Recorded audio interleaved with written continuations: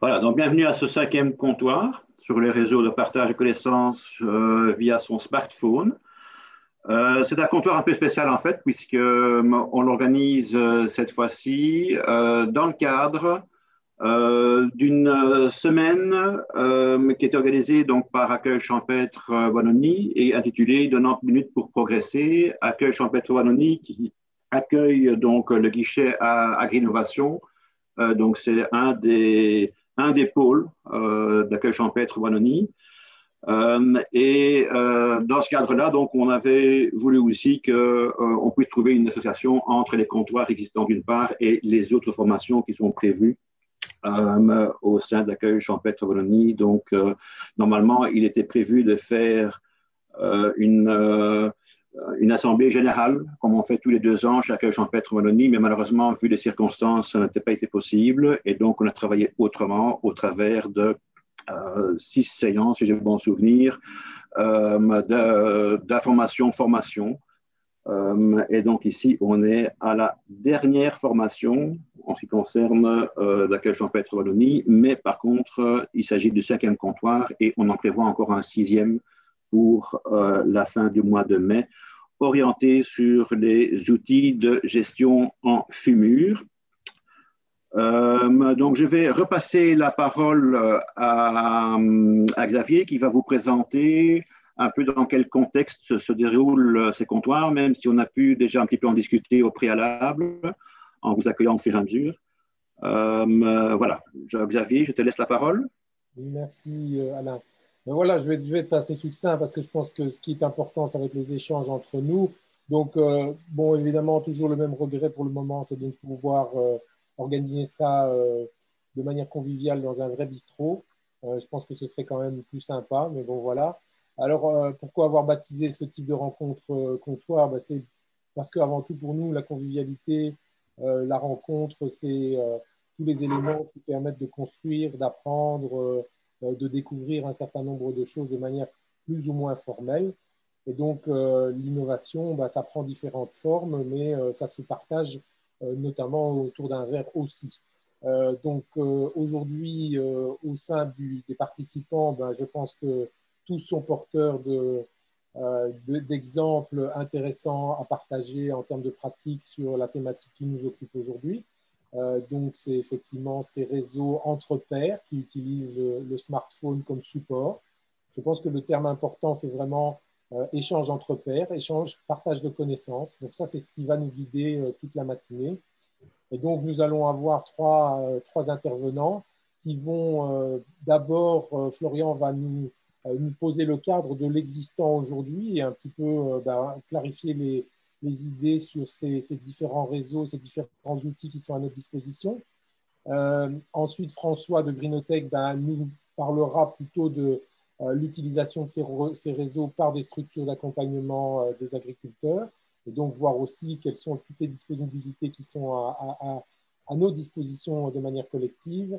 Et enfin, Antoine Mabi, éleveur, lui, va de manière très concrète et très pratique partager je dirais son expérience, puisqu'il collabore à tout un tas de réseaux sociaux et il nous dira tous les avantages qu'il peut tirer de l'utilisation de ces outils, mais aussi attirer notre attention sur un certain nombre d'éléments auxquels il faut être attentif lorsqu'on utilise ceci. Donc voilà, donc je répète, les participants, vous êtes la ressource principale des échanges. Il y a des présentations pour alimenter le débat. Donc, l'objectif, ça va être à chaque fois que la présentation dure 15 minutes pour l'intervenant. Après, il y aura une petite session de questions, de clarification simplement rapide. Mais n'hésitez pas à déjà utiliser le chat pour garder en mémoire les questions que vous souhaitez poser. Et puis, dès qu'on aura passé en revue les trois interventions, et bien alors à ce moment-là, on lancera le débat et les échanges entre nous de manière conviviale dans l'esprit du comptoir. Voilà. Mais en tout cas, au nom de Agri-Innovation et du réseau Wallon de développement rural, je vous remercie d'être encore aussi nombreux ce matin. Je pense que la formule montre son intérêt, même si, comme je l'ai dit, on espère un jour pouvoir se retrouver tous ensemble autour d'un. Oui, alors à ce propos, juste vous informer que le 16 septembre, on fera effectivement, en principe, donc en tout cas on l'espère, un premier comptoir en présentiel concernant les sociétés coopératives agricoles et ça se déroulera chez Bibi à Foulée-Tombe, qui est un café justement tiers-lieu.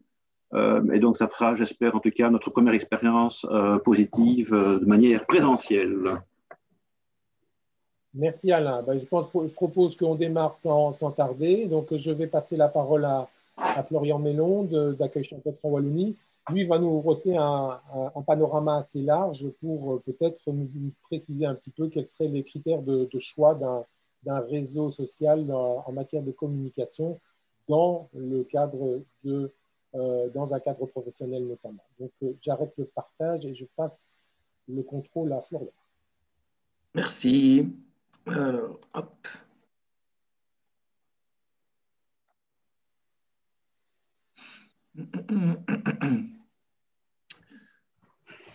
Hop, là, normalement, vous voyez tous mon écran du coup. Alors ici, je vais dresser un petit aperçu d'outils que vous connaissez je pense que vous les connaissez tous, sauf peut-être un ou deux, pour parler de leurs points forts, de leurs points faibles et en fait proposer une base pour tout ce qui va suivre. Alors, la première question, c'est quand même de savoir ce que vous voulez, parce qu'en fonction de vos choix, de vos besoins, vous n'avez pas besoin d'être sur 10 réseaux sociaux ou 10 canaux de communication. Alors, la première question, c'est est-ce que je désire communiquer avec mes pairs, avec mes collègues, ou est-ce que je désire communiquer avec un public, avec des inconnus, avec des clients? Alors, dans le cadre où on désire communiquer entre collègues, donc vraiment faire du coworking, il y a encore deux questions qui arrivent.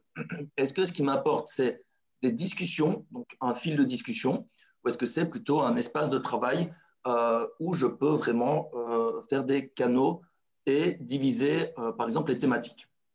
Alors, si ce qui m'apporte, c'est les discussions, ah oui, il y a plein de petits escaliers, vous allez voir.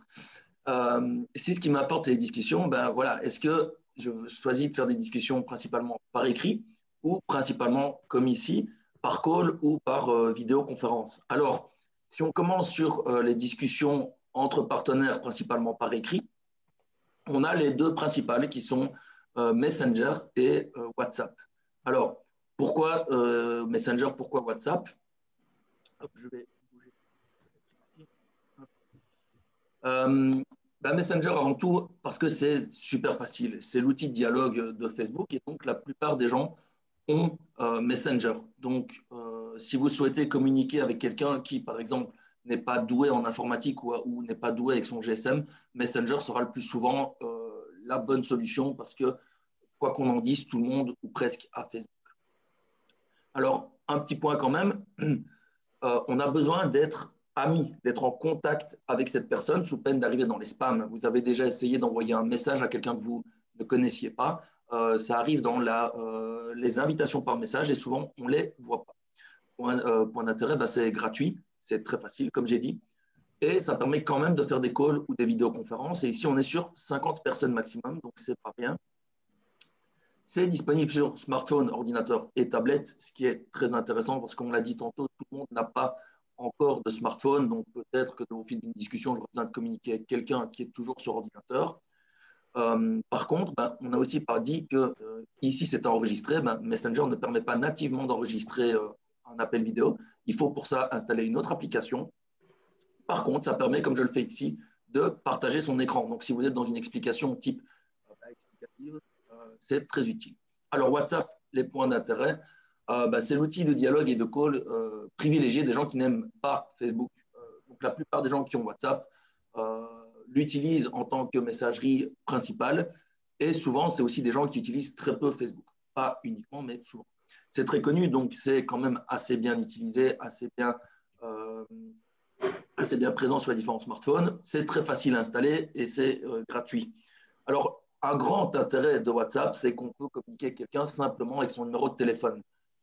Donc, vous avez le numéro de téléphone, vous l'enregistrez sur WhatsApp, vous envoyez un message et pas besoin d'être ami, pas besoin de rentrer dans la vie de l'autre, pas besoin d'établir un contact qui dépasse le cadre professionnel.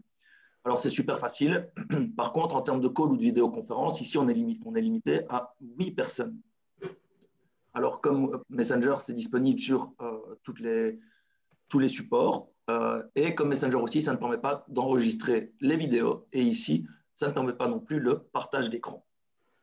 Donc ça, c'est vraiment la base, mais c'est un dialogue. D'accord? Donc, si ce qui m'intéresse a été dit une fois, ben ensuite, il y a un message. Et on est tous déjà tombés sur une discussion où il y avait 150 messages. Dans ce cas-là, on ne le lit pas et donc on rate peut-être l'information importante. Alors, si je vais principalement communiquer par call ou par vidéoconférence, ben ici, les deux principaux, ça va être Skype et Zoom. Alors, vous allez me dire, oui, mais Skype, on peut aussi écrire, oui. De manière générale, les outils que j'ai ici segmentés ne sont pas limités à un seul axe. D'accord? Je les ai segmentés pour plus de facilité. Alors, pourquoi Skype? Pourquoi Zoom? Ben, Skype, c'est le plus classique, c'est ce qui est utilisé depuis des années.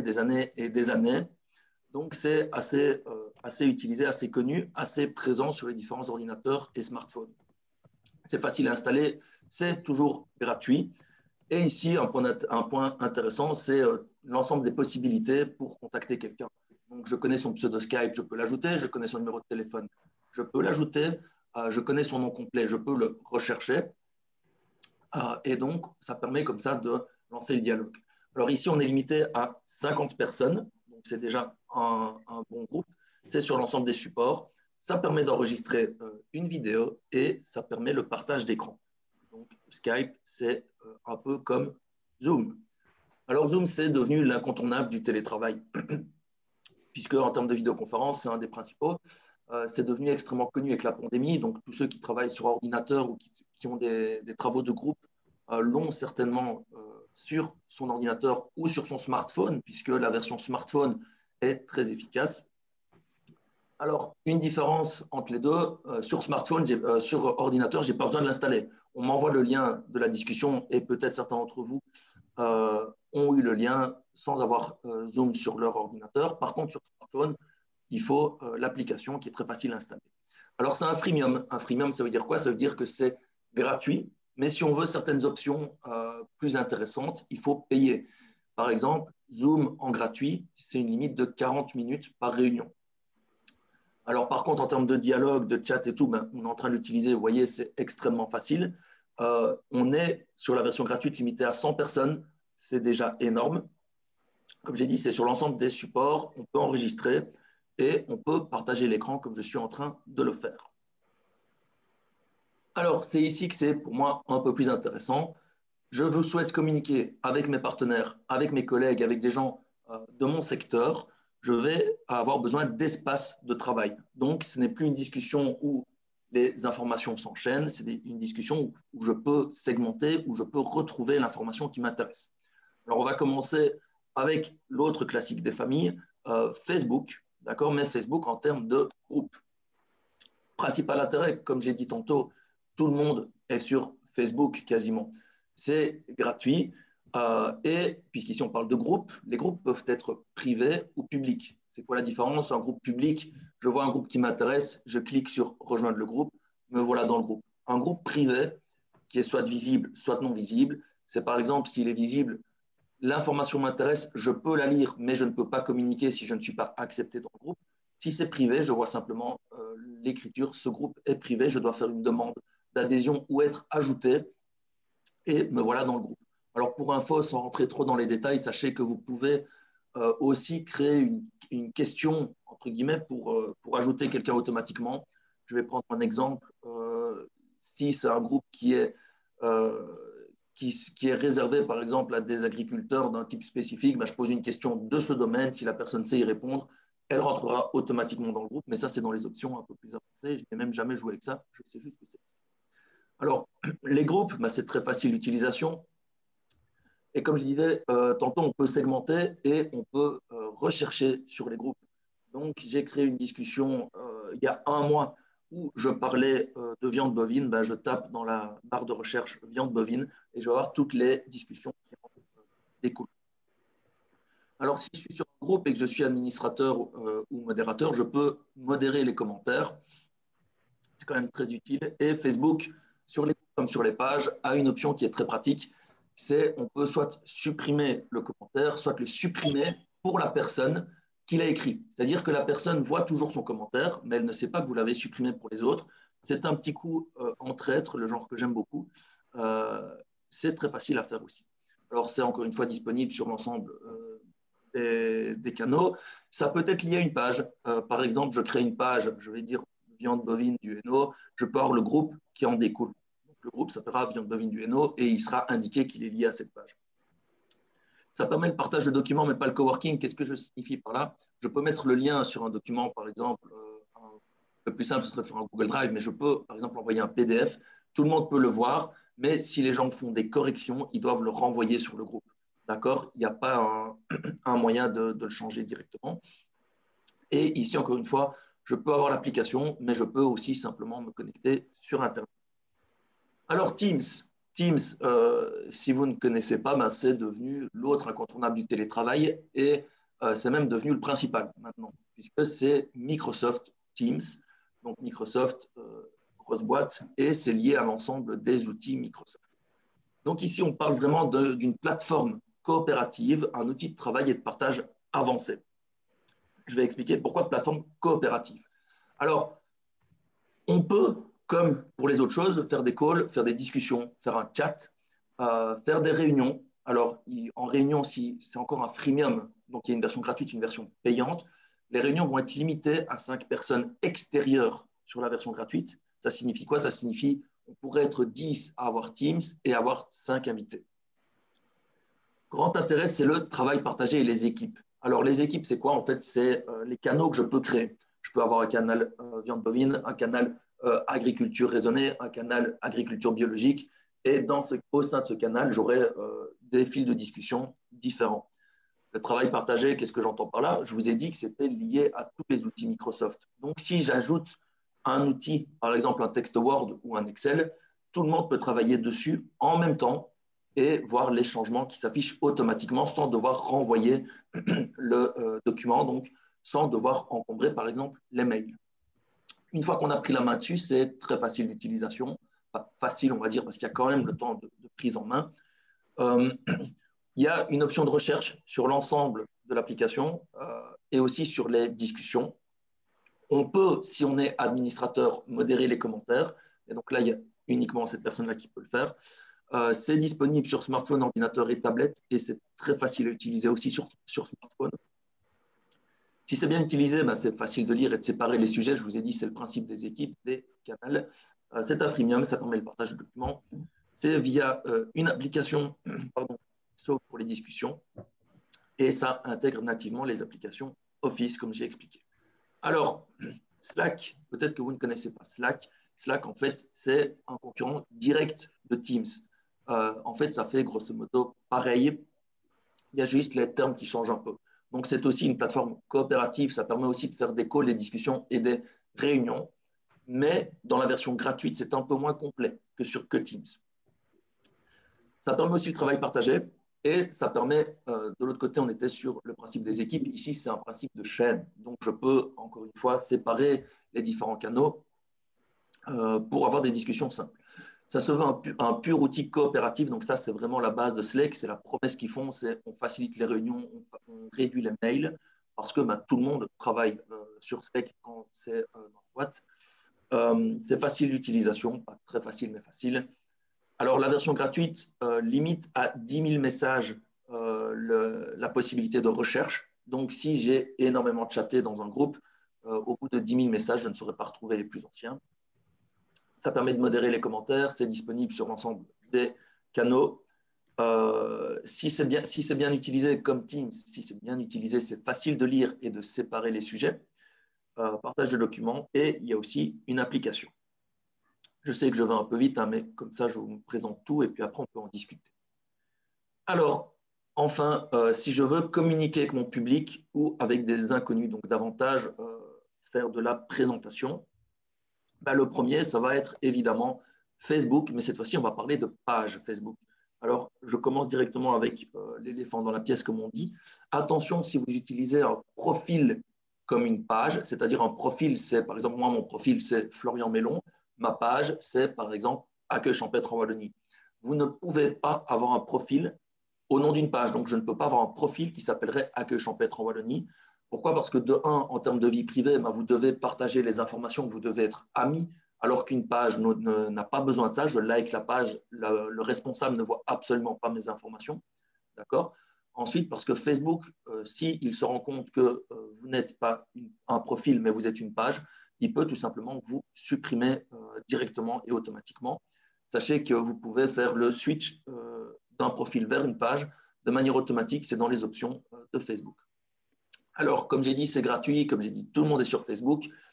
Comme je viens de dire, les pages n'ont pas besoin d'être suivies pour être visibles. Donc, si par exemple, je m'intéresse à Agri-Innovation, mais que je n'ai pas envie de faire plaisir à Alain et d'augmenter sa communauté, je peux tous les jours aller voir sur sa page, mais ne pas avoir cliqué sur le bouton suivre, donc ne pas avoir les notifications automatiques, par exemple.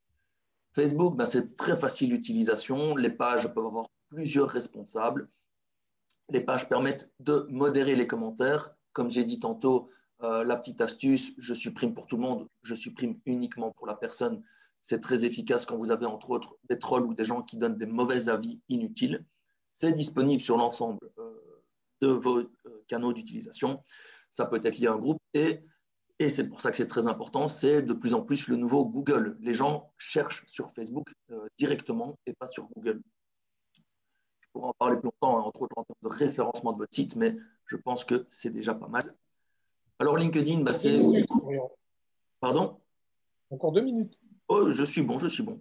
LinkedIn, c'est uniquement pour des contacts professionnels en tant qu'entreprise ou en tant que travailleur. C'est pour garder le contact ici avec des partenaires. Par exemple, j'ai un partenaire, j'ai un fournisseur Chick et Chack, je peux le suivre sur LinkedIn. Attention, tout le monde n'est pas dessus. Et attention, c'est uniquement professionnel, donc ce n'est pas le truc le plus amusant du monde. C'est via application ou Internet. Alors, Instagram et Twitter, je les ai mis parce qu'il y a certaines boîtes qui les utilisent, certaines personnes. Ce n'est pas le plus intéressant. Pour moi, c'est OK si c'est un complément de Facebook, par exemple, ou si vous avez un usage très particulier, c'est-à-dire si vous communiquez par la photo, allez sur Instagram. Si la limite des 140 caractères ne vous gêne pas, pourquoi pas aller sur Twitter. Enfin, un site Internet, parce que ça reste quand même la base, et un site Internet peut avoir un blog. Qui dit blog, dit commentaire, dit échange. Votre site, et en plus, ce site peut permettre le commerce si vous avez par exemple un WooCommerce ou autre chose du genre. C'est facile de modérer puisque vous avez le contrôle total. Si vous êtes sur WordPress, vous pouvez créer une hiérarchie entre les responsables, par exemple modérateur, administrateur, éditeur, ce genre de choses. Si vous êtes sur WordPress, l'avantage, c'est que tout est possible avec les plugins. Alors, c'est payant, c'est pas énorme, mais c'est payant puisque au moins l'hébergement et le nom de domaine sont payants. Il est possible que ce soit gratuit, ce qui est généralement moins bon. Il est possible d'avoir un blog gratuit aussi. L'intérêt, comme je mets, est limité. Et comme tout est possible, vous pouvez limiter l'accès à l'inscription ou non. Et au final, voilà, vous faites vraiment ce que vous voulez. Et ceci est évidemment une liste non exhaustive. Et voilà, j'ai 30 secondes d'avance. Je vais arrêter le partage d'écran, comme ça. Bien, merci. Donc, merci Florian pour cette présentation sous forme d'organigramme décisionnel. Donc, je trouve que c'est quand même relativement intéressant. Alors, c'est vrai qu'il y a eu différentes questions qui ont été posées. Hein. Quid de Signal, quid d'Emio, quid de Framatalk. Comme tu l'as dit, tu n'as pas été exhaustif non plus. Alors, je ne pense pas qu'il faut nécessairement répondre à ça, mais par contre, ça me semble intéressant éventuellement que nous, on puisse y répondre par après, en vous fournissant peut-être quelques informations supplémentaires pour les autres qui n'ont pas été signalés. Il y avait une question intéressante aussi, c'était par rapport à Alban qui se demandait pourquoi certaines organisations, groupes d'agriculteurs, si certaines organisations, groupes d'agriculteurs travaillent avec Teams ou Slack, donc là on a effectivement déjà l'Union des agricultrices qui répond effectivement par Teams, nous on y travaille. Est-ce qu'en la matière, en Slack par exemple, est-ce qu'il y a des choses qui se font? Tu connais toi, Florian, des groupes qui travaillent là-dessus? Non. Non, je connais personne qui travaille directement sur Slack. Oui.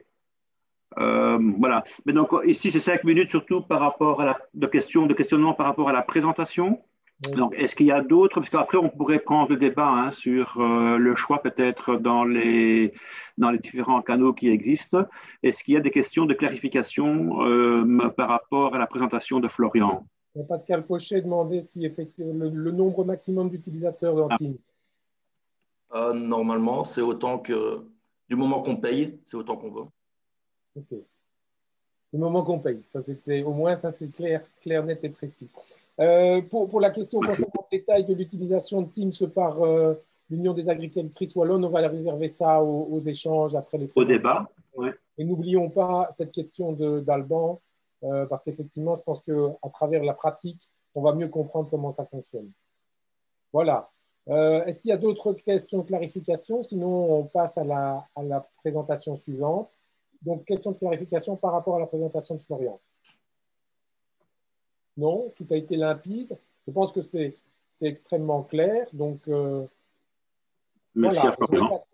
je vais maintenant passer la parole donc, je fais juste un instant la présentation pour hop, juste l'incise.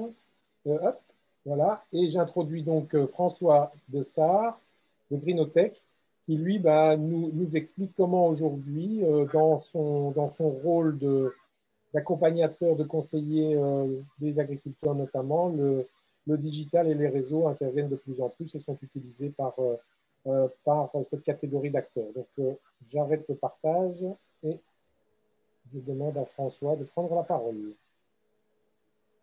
Bonjour à tous. Tout d'abord, merci à Florian pour avoir mis un peu au clair tout ce qui existe, parce que c'est vrai qu'on s'y perd souvent, mais il y a tellement de choses. Bon, voilà, moi, je vais vraiment vous parler un peu de ce qu'on utilise le plus souvent. Donc, voilà, on utilise un peu tout, on utilise un peu Teams aussi, beaucoup avec des groupes d'échange plutôt français, là. Slack, on a un groupe aussi en pommes de terre, par exemple, avec la France et les Suisses. Mais voilà, Slack, on l'utilise beaucoup moins que d'autres, par exemple, parce que voilà, ça fait double emploi avec d'autres aussi.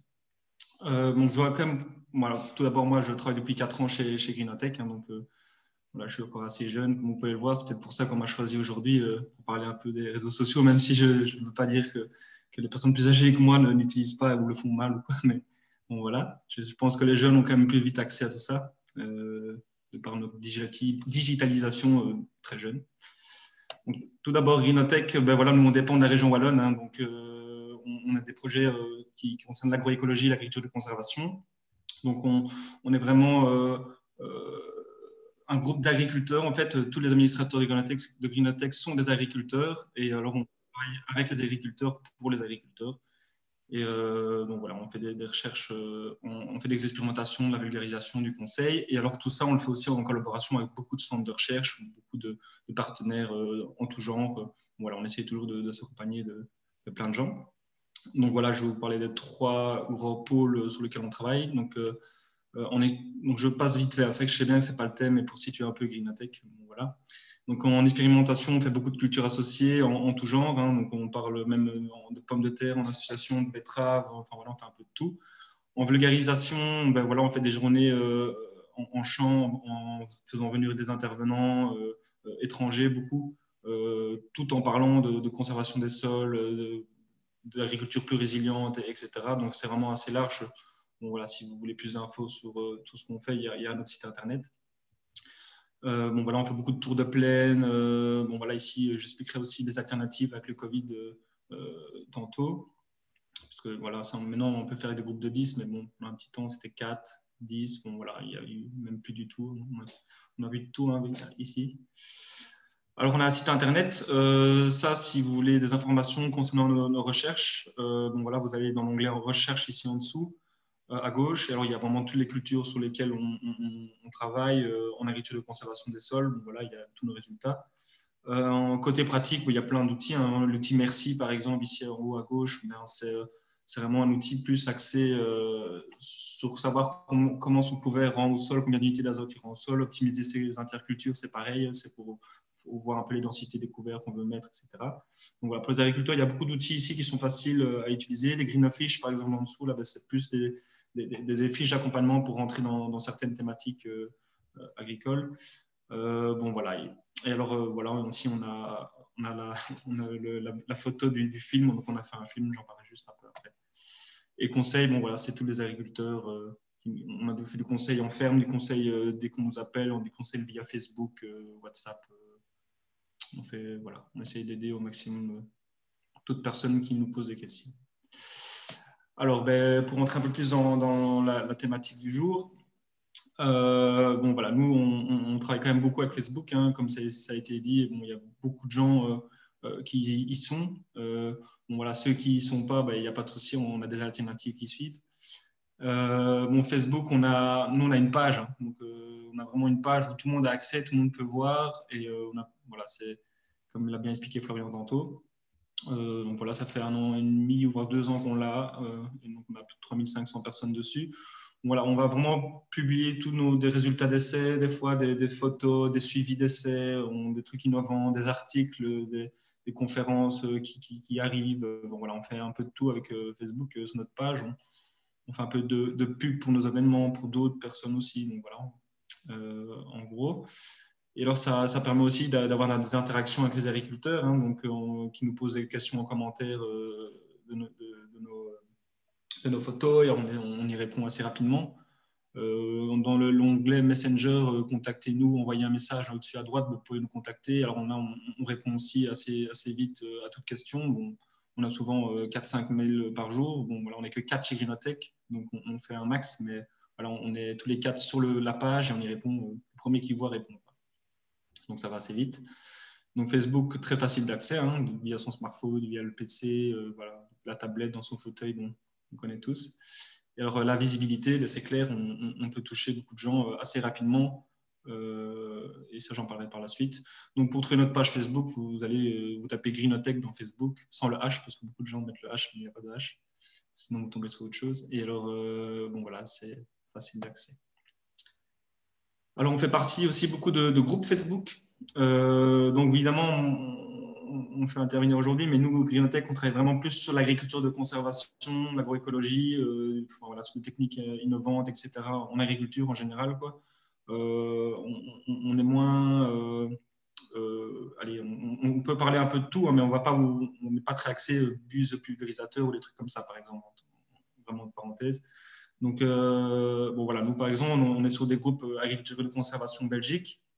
Donc voilà, c'est un petit groupe, hein, ça, mais c'est très intéressant parce qu'on voit un peu ce qui se passe de très innovant, et on peut partager là-dessus et montrer des choses qui marchent, des choses qui ne marchent pas. Pareil sur le groupe agriculture de conservation semi-direct TCS Découvert. Donc ça, c'est un tout gros groupe où il y a presque 60 000 personnes. Ça a été créé il y a bien 7-8 ans, enfin je ne sais pas dire exactement quand, par mon ancien patron, Maxime Mercier, pour ceux qui connaissent.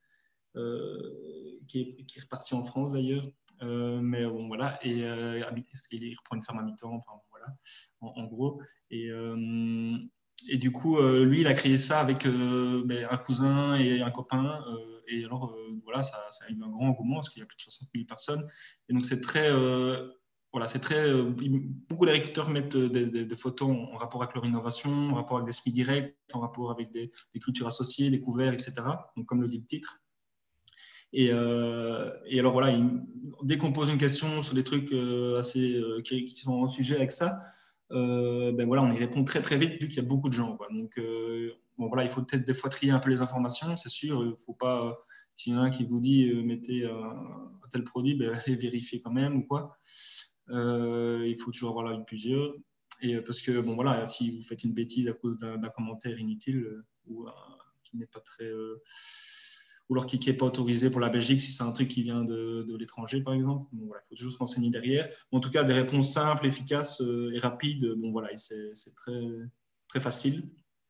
Bon, une petite photo, une petite vidéo, et bon, voilà, ça permet aussi des échanges d'idées et entre agriculteurs. Donc voilà, ça ouvre l'esprit beaucoup. On voit beaucoup de choses. Ouais, on n'aurait jamais pensé à faire une telle association, par exemple, sur ce groupe. Et bon, voilà, on voit que ça marche. Ou même on voit les erreurs, hein, les gens ils publient aussi leurs erreurs, ils disent ouais, faites surtout pas ça parce que en cas de sécheresse, ça ne poussera pas, quoi. Donc voilà, ça. Donc dès qu'on défile Facebook, c'est toujours chouette de voir un petit truc de ce groupe. Alors, bon, voilà, ben, on a dû s'adapter, hein, comme aujourd'hui. Hein, on fait des présentations en visio, malgré qu'on préfère des fois avoir un petit verre d'amitié à la fin. Donc, un peu comme le principe de ce comptoir. Mais bon, voilà, on s'est adapté comme tout le monde chez Greenotech. Donc, vu qu'on peut plus faire des coins de chambre, on en a fait en direct, direct Facebook. Bon, voilà, ici, on a fait sur toutes les thématiques. On en fait depuis le mois de novembre 2020. On essaie d'en faire un tous les mois, plus ou moins. Et alors, on parle de couverts, de semi-direct, Adam, à disque, les TCS, l'orge de brasserie en Belgique. Donc, tout ce qui est pâturage de moutons, lutte contre les mulots historiques. Bon, voilà, vous pouvez lire comme moi ici le quoi. Mais donc voilà, c'est vraiment tout ce qui concerne des innovations en Belgique. Donc, on va chez nos agriculteurs membres de Greenotech filmer pendant 1 heure, 2 heures. Et donc voilà, c'est vraiment un échange. Et alors, les agriculteurs qui regardent le visio en direct, ils peuvent y poser des questions. Et alors, on y répond en direct aussi, un peu comme aujourd'hui. Et alors ça permet aussi un échange assez facile. Et on touche beaucoup plus de gens que si on faisait un tour de plaine en champ. Et alors, ce qui est pas mal aussi, c'est que, bon voilà, on pose peut-être pas les mêmes questions, etc., qu'en direct, qu'en vrai. Mais par contre, si on va aller montrer une motte de terre, par exemple, alors il suffit de filmer tout près. Et alors, on voit des fois plus de choses que si on est 15 agglutinés autour de cette motte de terre, par exemple. Et donc, il y a aussi des bons dans ce genre de technique. Et bon, voilà, on touche plus ou moins à chaque fois 60 à 100 personnes, alors qu'un tour de plaine, on n'aurait pas excédé 30 personnes, quoi. Sinon, on ne nous entend pas et c'est pas si facile. Alors, toutes ces anciennes présentations directes, elles sont aussi sur notre site internet. Donc, pour ceux qui n'ont pas Facebook, mais le soir même du direct, en fait, c'est republié sur notre site internet greenotech.be. Et donc voilà, elles y sont tous, hein, si vous voulez regarder un peu ce qui s'est déjà passé. Et bon voilà, malgré qu'on n'a pas Facebook, c'est quand même possible de... Alors, on a fait un film aussi. C'est un film qui nous a pris 2 ans. On a filmé tous les agriculteurs en wallon qui travaillent en agriculture de conservation des sols. Et donc, c'est pour le grand public, pour les agriculteurs. Donc, il est très didactique et très facile d'accès aussi, puisqu'on l'a publié ici en avant-première. On a fait plus ou moins 1800 personnes connectées. Et puis là, on diffuse petit à petit un peu dans certaines régions. On a été à Tournai, on a été passé à Liège aussi, dans des petits groupements locaux, etc. Il passe un peu en France. Donc voilà, pour le moment, on dit qu'on a touché plus ou moins 6000 personnes, mais il va bientôt passer à la télé aussi. On a toutes des petites chaînes régionales, Télécom, Canal Lux, Canal C, Canal Zoom. Bon, il y en a plusieurs. Ça va passer plus ou moins fin mai sur des chaînes comme ça. Donc ça, on l'annoncera sur notre page Facebook et notre site internet. Et donc voilà, ça, on sait aussi des trucs qu'on a le Covid, puisqu'on a fait aussi des avant-premières en direct, Facebook, YouTube, donc de présentation du film et de débat qui suit, même avec 100 personnes, quoi. Donc il y a moyen de faire des trucs très très gros en visio et toucher beaucoup de monde. Parce qu'une salle de cinéma, ça aurait été bien aussi, mais bon, là, on n'aurait pas pu dépasser 200-300 personnes. Donc voilà, si vous voulez le voir ou quoi, vous pouvez nous contacter. Alors ben voilà, c'était un peu l'invitation qu'on avait fait pour notre assemblée générale. On avait aussi fait venir un intervenant français qui s'appelle Paul Robert. Donc en gros, c'est un agriculteur, c'est un chercheur français qui travaille chez Novalis et qui a fait une très bonne synthèse de l'agriculture de conservation en grande culture. Donc d'ailleurs, sa synthèse, la vidéo a été enregistrée, enfin le visio a été enregistré et c'est sur YouTube. Hein. Donc tous nos visios de nos AG précédentes, elles sont sur YouTube. Donc on a aussi un compte YouTube en gros. Et alors le 17 février, mais comme je viens de vous en parler, on avait fait le ciné-débat là où on avait présenté notre film en avant-première. Il était une fois dans nos sols. Alors, bon, ça, c'est un peu plus personnel, mais Spotify, c'est une application de musique. Il y en a peut-être beaucoup qui connaissent, qui écoutent Spotify chez eux ou dans leur voiture, etc. Bon, moi, maintenant, je l'utilise aussi beaucoup parce qu'il y a des podcasts. En fait, des podcasts, c'est vraiment des personnes qui parlent et qui racontent ou des interviews d'agriculteurs, etc. Et concernant plein de thématiques, il y a vraiment de tout. Il y a vraiment, on fait des recherches sur Spotify, on tombe souvent sur ce qu'on veut comme podcast. Bon, voilà, moi, j'en montre 2, 3 là comme exemple. AgroLeague, la nouvelle agronomie. Bon, il y a des chouettes trucs qui expliquent un peu comment fonctionne des couverts, comment fonctionne, pourquoi on a beaucoup d'adventices dans nos champs, etc. Il y a plein de trucs qui expliquent un peu tout ça scientifiquement, avec des chercheurs ou quoi. Les résultats de production, pareil, ils font plein de capsules audio sur toutes les thématiques. Et le rendez-vous des agris, c'est un peu pareil, mais un peu plus international. Donc voilà, il y a plein d'autres. Et donc ça, c'est très utile lorsqu'on fait des longs trajets en voiture ou lorsqu'on fait des longs trajets en tracteur ou quoi. Donc voilà, moi, je mets mon GSM dans ma voiture, il se connecte au Bluetooth de ma voiture et de ma radio. Et alors, bon, voilà, pendant 1 heure, j'écoute un truc qui peut plus m'instruire que certaines radios. Mais bon, voilà, ça, c'est un peu personnel et je trouve ça très utile et très instructif pour passer son temps. WhatsApp, voilà, nous, on a quand même beaucoup de groupes d'agriculteurs qui utilisent WhatsApp. Donc, on a vraiment des groupements de plusieurs agriculteurs qui sont dans certaines régions, qui travaillent ensemble et qui échangent ensemble. Et nous, on chapeaute un peu. On a des WhatsApp sur des thématiques plus ciblées, genre le SMI direct en Wallonie. On a la pomme de terre en AC ou les betteraves en SMI direct. Bon, voilà, on a des groupes très, très précis. On a quelques agriculteurs, des fois, qui pratiquent. Et donc, où on échange là-dessus. Et alors là, par exemple, on fait des photos d'élevés et on montre un peu nos comptages, voir comment les betteraves sont, on prie, enfin voilà, on a plusieurs thématiques et donc c'est très facile de parler aux agriculteurs comme ça. Et donc ça permet de rassembler les agriculteurs, d'avancer ensemble, de partage et des idées aussi. Donc on peut ça permet d'avoir une relation entre agriculteurs qui puissent se parler entre eux et alors aussi du conseiller ou autre qui permet aussi des fois de recadrer un peu tout ça et d'expliquer aussi des choses ou de faire des recherches pour ces agriculteurs-là. Alors moi, voilà, je vais vous parler un peu de Landfile. Bon, je ne travaille pas pour eux, hein, on n'est pas payé ou quoi que ce soit par eux pour faire de la pub, mais c'est une nouvelle application qui est assez sympa, en gros, je vais vous passer la vidéo en fait, avant d'en parler, ce sera plus simple. Donc c'est une petite vidéo qui dure 1 minute, juste qui explique un peu ce que c'est.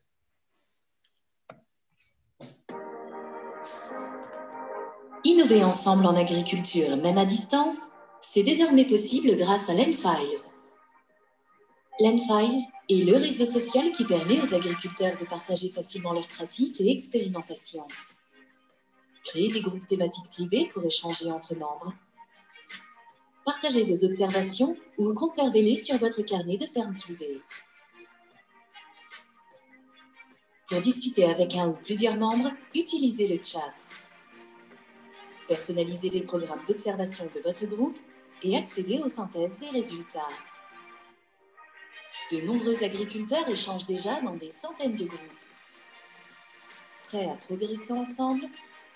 Landfiles, construire et partager l'expertise collective. Donc voilà pour la petite présentation. Encore 1 minute, François. C'est parfait. Ouais, donc, désolé, j'ai dû... Ah, c'est même fini même. Du coup, voilà, Landfile, c'est vraiment une application qui est accessible via le PC ou via le GSM. Et comme c'est expliqué, on peut partager des infos, partager des expériences d'agriculteurs, des photos. Donc, moi, je vais situer ça vraiment entre WhatsApp et Facebook, puisqu'on peut mettre des commentaires, on peut retrouver plus facilement les informations que dans WhatsApp. Des fois, il faut remonter très haut pour retrouver une telle photo, une telle information. Donc voilà, c'est vraiment un truc, un peu le réseau social de l'agriculteur, je dirais. Où on peut rentrer tous les itinéraires techniques d'une certaine parcelle, montrer l'évolution, et alors tout est classé dans des petits dossiers à gauche.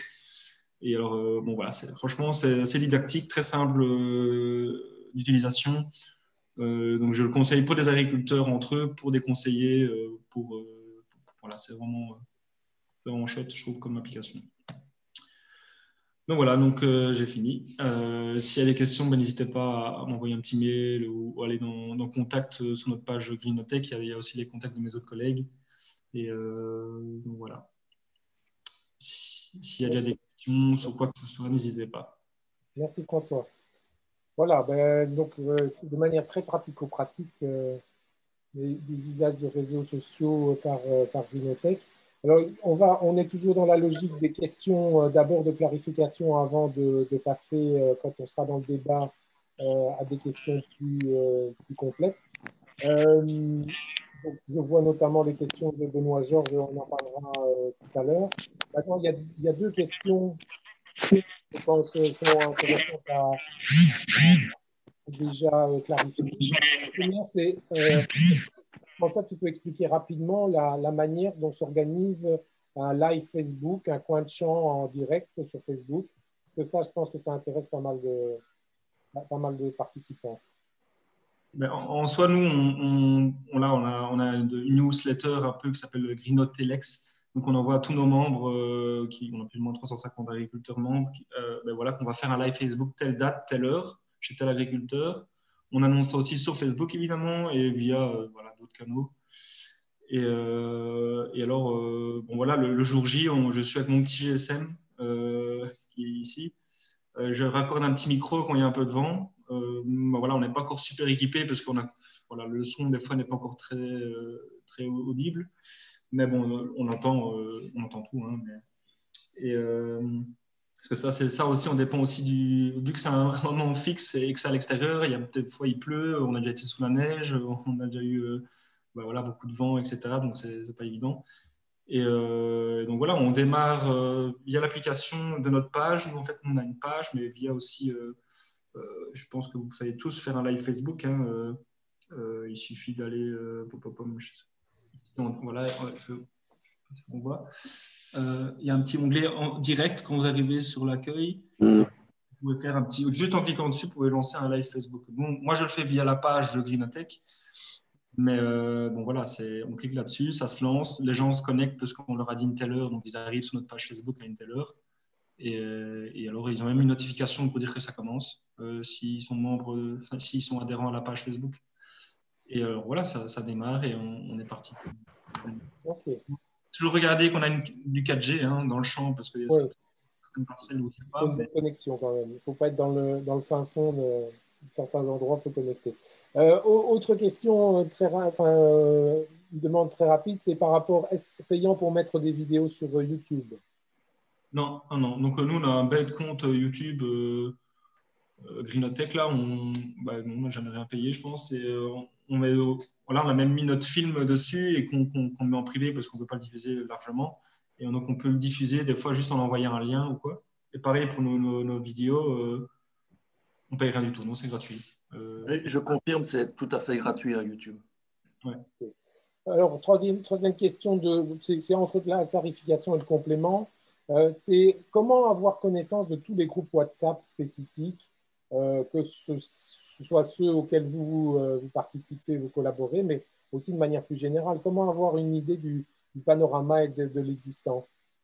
Il faut nous, en tout cas, dans ceux qu'on travaille, il faut nous téléphoner, il faut faire partie de la recherche aussi, quoi. En gros, par exemple, si vous êtes dans le groupe WhatsApp semi-direct betterave, c'est 4 agriculteurs qui font des essais en semi-direct betterave, voilà, c'est hyper innovant, mais il faut apporter quelque chose à la discussion. Si en tant que simple visiteur, ça, on en a d'autres groupes, mais plus larges, quoi, du coup.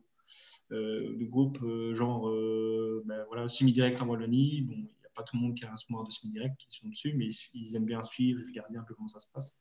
Et ça, il suffit de nous téléphoner. Alors, on rajoute le numéro de téléphone de la personne et il y a moyen d'y accéder en fonction. Et alors, Myriam pose la question concernant ça fonctionne à partir d'un compte privé, demande-t-elle. Parce que je regarde sur notre page, il n'y a pas de caméra. C'est une question très technique, mais... Vous privé quoi, WhatsApp Ouais. Oui. Oui. En fait, excuse-moi, quand je regarde sur mon profil, en effet, il y a cette petite caméra-là, mais quand je regarde sur les 2 pages Facebook que l'on gère, je n'ai pas cette petite caméra. Donc ça, c'est plus compliqué. Il faut créer une publication. Il faut aller dans l'outil créer une publication. Et puis alors, en dessous, je vais vite faire en direct. Clac, clac, clac. Il y a Florian qui a répondu. Ah hein. oui, voilà. Merci. Florian a répondu sur le, Sinon, quand sur on le, crée sur le- sur le chat. OK. Ouais. Est-ce qu'il y a Je viens de voir. une toute dernière question de clarification? Je pense que je vois que dans le fil de la conversation, il y a des sujets que l'on va traiter Oui. après dans les échanges sur la Notamment barrière ce de qui est l'âge, phagocytage. Hein. sur Landfiles avec un certain nombre d'éléments de vigilance, etc. Mais est-ce qu'il y a une dernière question de clarification par rapport à la présentation de François? Si ce n'est pas le cas, on passe alors à la présentation d'Antoine Mabille, qui lui est un fou passionné des réseaux et donc qui utilise les réseaux sociaux et qui va nous expliquer les avantages et inconvénients de celui-ci. Alors, je n'arrive pas, si je vais partager sa présentation de manière à ne pas faire de bêtises. Alors, bonjour Antoine. Alors, tu es où? Tu es sur Dans sa voiture qu'il est. tu es dans ta voiture et tu utilises ton smartphone. C'est bien ça? Tu nous entends? Allô? Oui, Antoine, on t'entend. Tu nous entends? Ah. On va tester en direct la qualité de la 5G. Voilà, je vous entends, là, c'est bon. D'accord. Alors, je passe tout de suite à ta présentation. Voilà. Allons-y gaiement. Vas-y, Antoine. Bonjour à tous. Moi, je suis éleveur principalement de moutons et plus précisément du côté d'Ohaye. Je suis en activité professionnelle depuis 2019. Donc, on a choisi de faire du Bien, mouton. Xavier.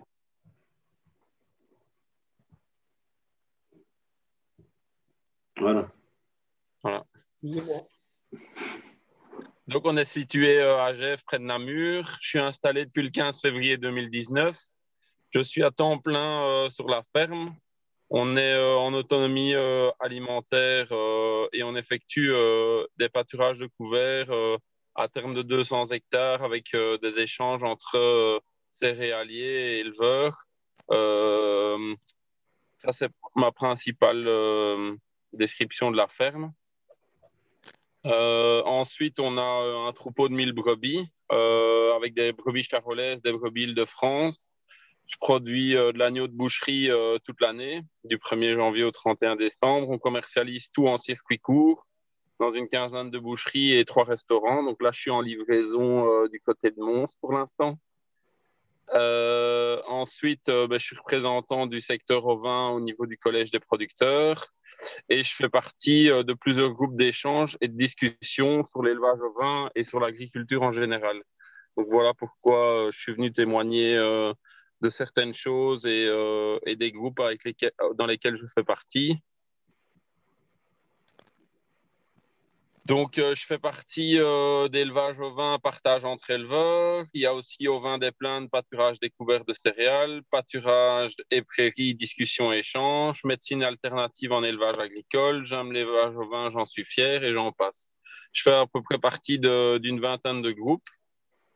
Dans ces groupes-là, on a d'abord créé le départ de tous ces groupes-là. C'était suite à une demande accrue des éleveurs de moutons qui débutent ou qui ont peu de professionnalisme et peu de vétérinaires compétents pour pouvoir répondre à certaines questions. Donc, on a 3-4 groupes qui sont vraiment bien fournis, où on est entre 10 et 15 000 membres sur la Belgique, sur la France et d'autres pays. Et donc là, on peut avoir réponse à ces questions assez facilement dans l'heure qui vient ou dans la journée par rapport à une vidéo postée ou par rapport à une question sur l'efficacité d'un vermifuge pour tel verre ou matière active à traiter. Et donc, du coup, ben, là, je pense que c'est vraiment bénéfique pour notre secteur et pour l'agriculture. Ensuite, il y a aussi tout ce qui est réglementation, export, échange, transport qui s'effectue sur la France quand on va chercher des reproducteurs ou quand on vend des agneaux ici pour l'abattoir. Il y a pas mal de petits éleveurs qui ont une troupe de 10-15 moutons qui se posent des questions sur l'identification. Est-ce que je peux aller conduire moi-même mes moutons à l'abattoir ou pas?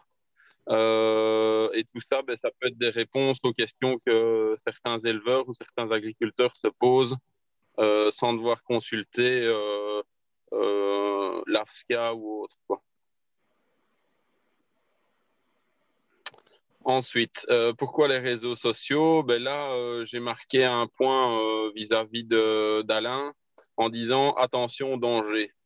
Parce que j'ai été victime de jalousie par rapport à la construction de ma nouvelle bergerie et du projet que je suis occupé de monter. Il y a quand même aussi du voyeurisme qui se fait par Facebook, des captures d'écran qui peuvent être prises, qui peuvent être transmises, sur lesquelles on n'a pas la main et sur lesquelles on ne sait pas gérer la diffusion de l'information. Même si on peut bloquer une personne ou un ami, cet ami-là a peut-être un autre ami en commun avec moi qui fait une capture d'écran et qui peut lui transférer la publication auquel je n'avais pas envie qu'il la voie, quoi.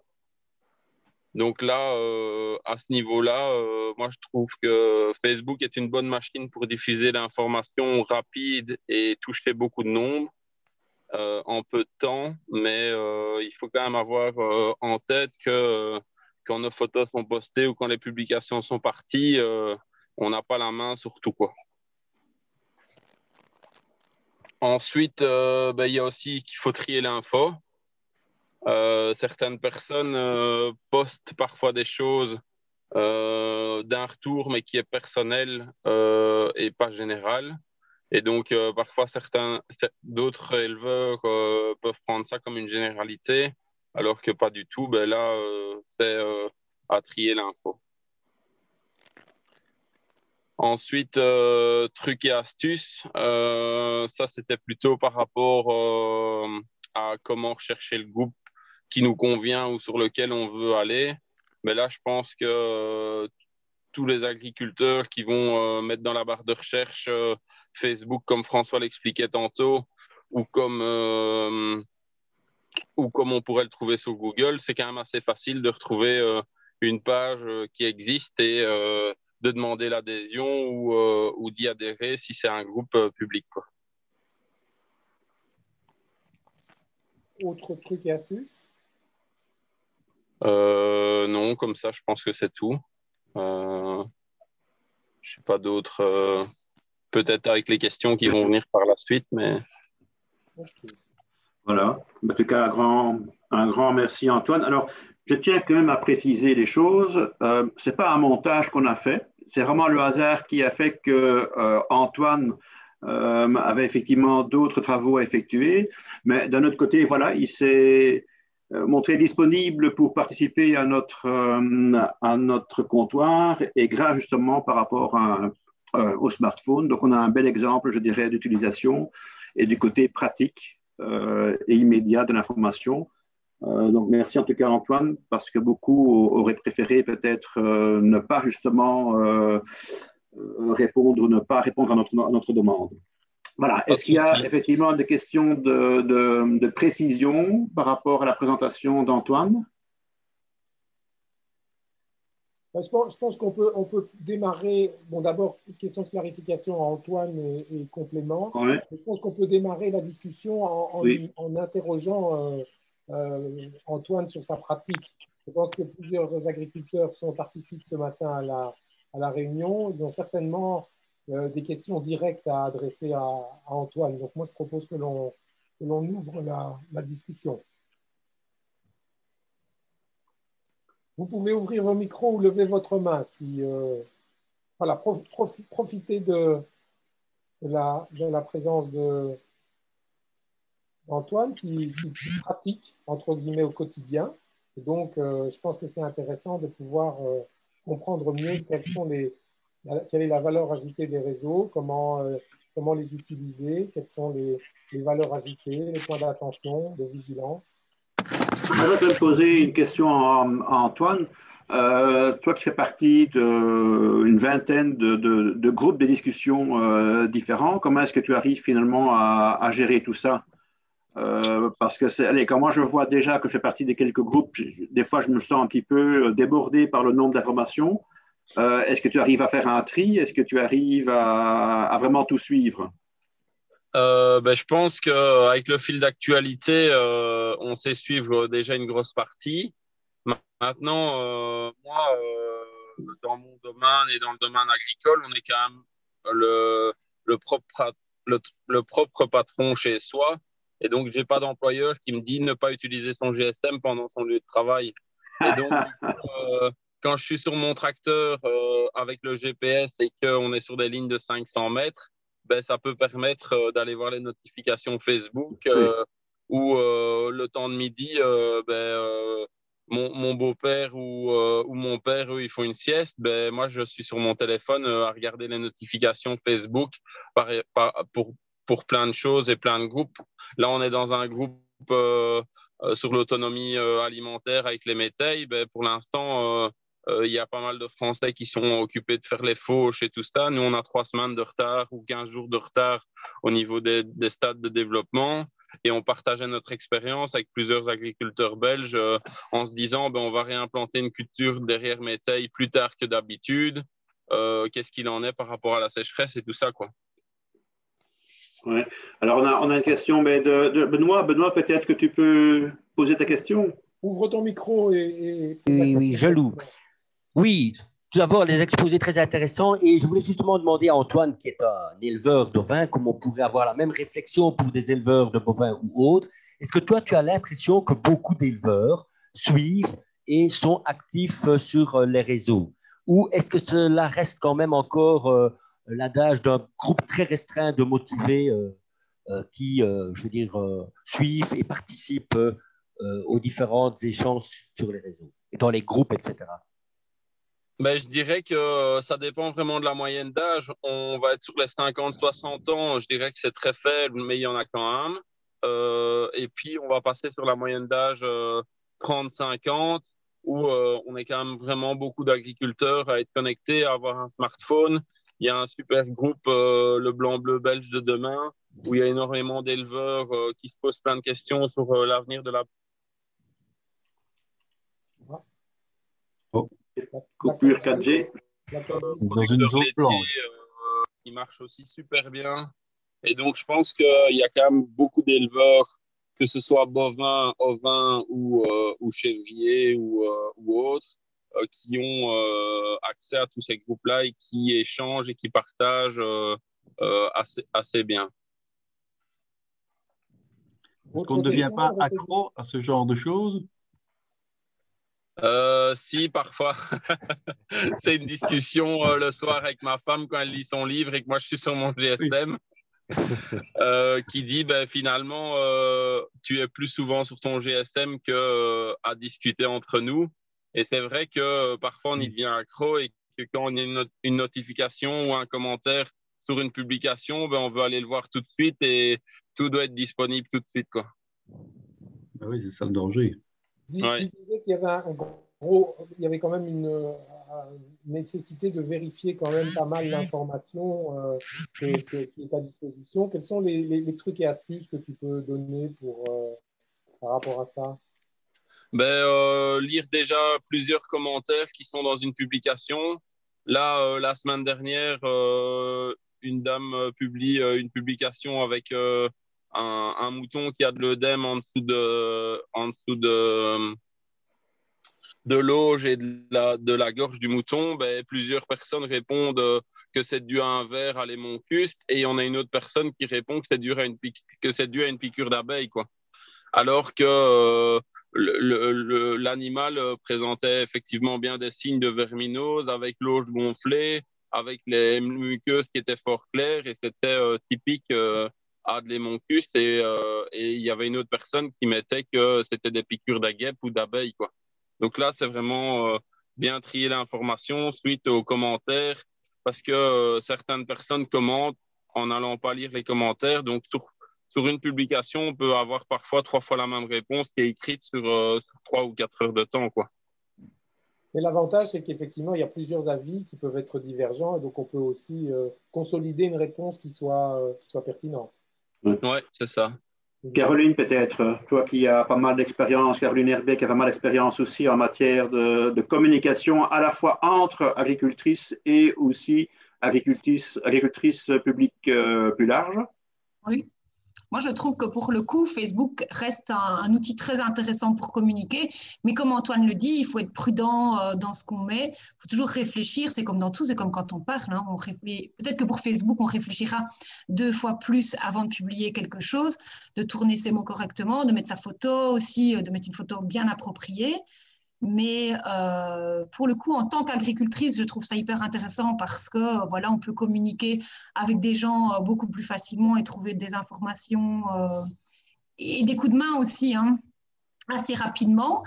Et puis alors, de l'autre côté, pour le côté volet plus informatif, via l'Union des agricultrices wallonnes, il y a un petit penchant, là, les agricultrices 4.0, avec lesquelles, là, on communique vraiment pour expliquer aux gens ce qu'est notre métier. Donc là, c'est un autre volet.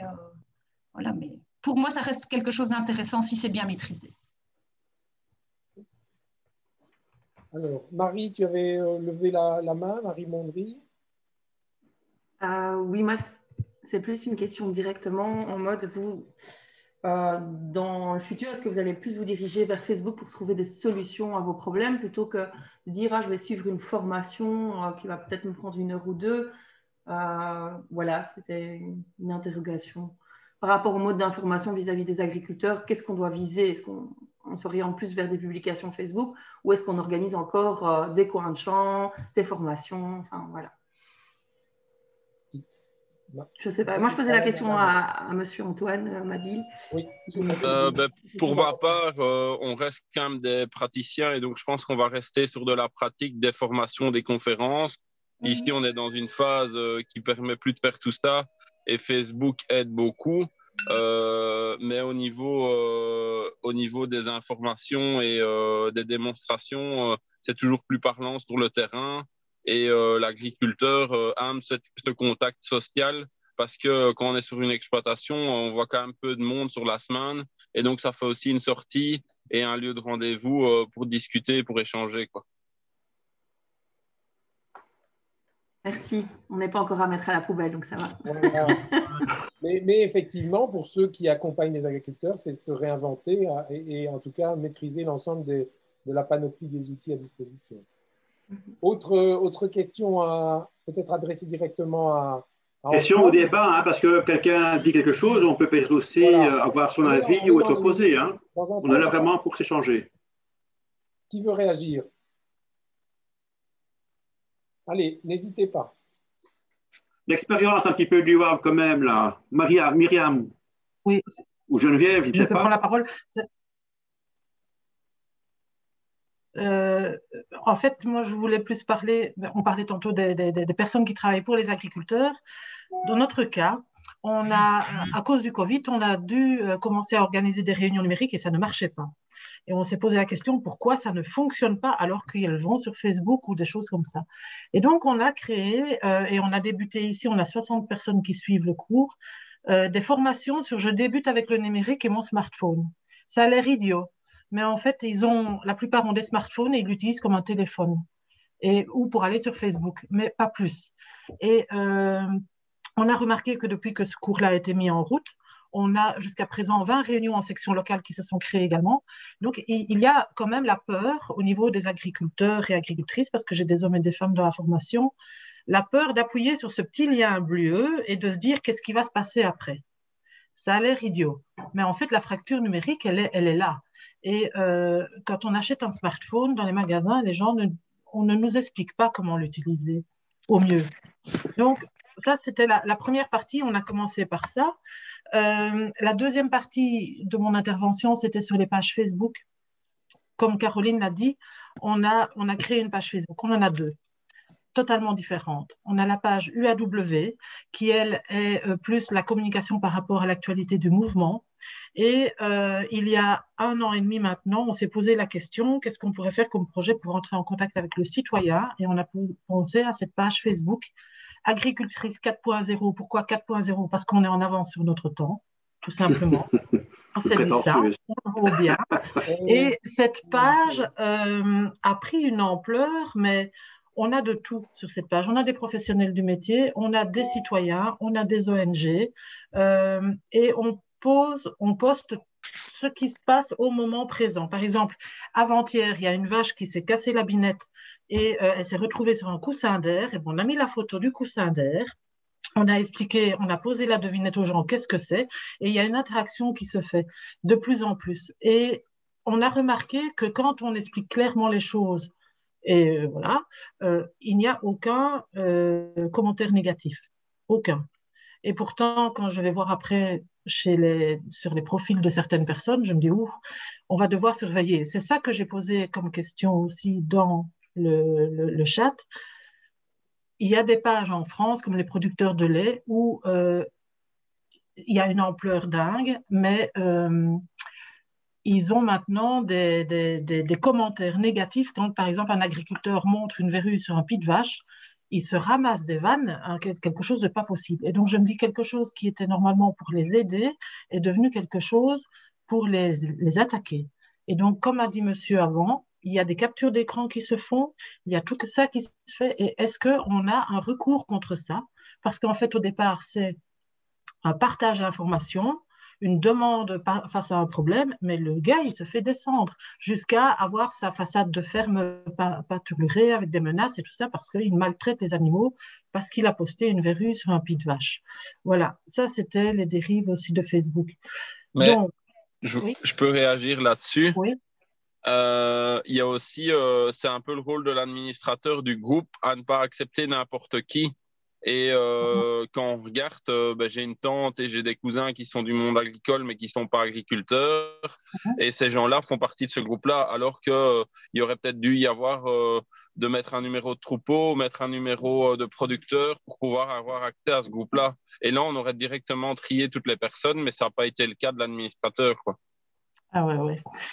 C'est-à-dire que le rôle de modération des groupes... C'est le rôle du modérateur, oui. Maintenant, dans le groupe dans 4.0, c'est plus compliqué puisque c'est ouvert à tout le monde, évidemment. C'est le principe, c'est de diffuser l'information. Oui, tout à fait. Et ça va très bien. Et on reçoit de plus en plus maintenant de messages privés pour cette page-là, de gens qui n'y connaissent rien et qui demandent, tiens, qu'est-ce qui s'est passé, pourquoi ceci, pourquoi cela. Et donc, derrière cette page, c'est pas moi, c'est 14 agricultrices. Et donc, on a dû, pour travailler ensemble, parce qu'on se parle à peu près tous les soirs, créer des groupes WhatsApp. Donc, on a créé un groupe WhatsApp Agricultrice 4.0 pour travailler, pour amener la matière. On a créé un groupe WhatsApp Facebook pour les 4 modérateurs, administrateurs de la page. Et puis, on est toutes des dames, donc on a dû créer un groupe papote pour quand on a envie de papoter et de se décharger, de défouler le paquet que l'on a sur le cœur ou simplement, pour prendre des nouvelles. Donc, c'est vrai que ça demande un boulot de dingue. C'est du travail caché que l'on ne voit pas, mais c'est du travail qui apporte une grande satisfaction. Et vu le succès de la page, je pense qu'on est bien parti. Mais voilà. Ça, c'était pour notre petite expérience au niveau des agricultrices dans notre petit quotidien. Et alors, par rapport à ce matin, est-ce que tu as des attentes particulières ou tu as des demandes aussi voilà. Ah ben, j'ai déjà appris beaucoup parce que en fait, oui. Okay. Moi, au début, Alain m'avait dit essayez de vous inscrire, mais on s'était déjà inscrit, donc ça va, les grands esprits se rencontrent. Mais au début, je m'étais dit, tiens. Si tu as d'autres questions précises, profite vraiment de. Non, juste par rapport à Team. Il y a un monsieur qui me demandait par rapport à Team. On utilise Team, nous, plus pour le personnel à la Fédération Wallonne de l'Agriculture. Voilà. Mais pour partager avec les agriculteurs et faire les réunions avec les agricultrices, c'est Zoom. C'est le plus facile pour eux. Ils cliquent sur le lien, ils y sont. Oui, moi je voudrais ajouter, c'est vrai qu'on a des soucis bien souvent avec Teams, qu'on n'a pas avec Zoom. Je ne sais pas pourquoi, mais bon, c'est comme ça. Et alors, pour revenir à tout ce qu'on a pu réaliser au sein de l'Union des agricultrices wallonnes, finalement, le Covid a des choses positives quand même. C'est qu'on a dû se forcer justement à utiliser ces canaux, ces réseaux sociaux pour pouvoir s'exprimer. Et finalement, je crois que c'est une bonne solution parce que ça ouvre le débat et aussi ça explique au niveau de la société qui n'est pas évidemment agricole ce qu'on fait et éviter sur les non-dits d'interpréter et de penser. Le problème, c'est que justement, on pense n'importe quoi et souvent des choses négatives à notre égard. Et là, on peut remettre les pendules à l'heure, expliquer. Et je crois que les réseaux sociaux, c'est quand même une belle vitrine pour notre métier, d'expliquer au quotidien ce qu'on fait. Et ça évite les problèmes qu'on a eus avec l'agribashing, etc. Et donc, voilà, très bien. Alban, tu pourrais peut-être aussi intervenir, parce que je vois que tu fais aussi des remarques en fonction de la gestion, que ce soit d'une nature bénévole ou bien par des employés, etc. Est-ce que tu as peut-être un mot à rajouter, à préciser?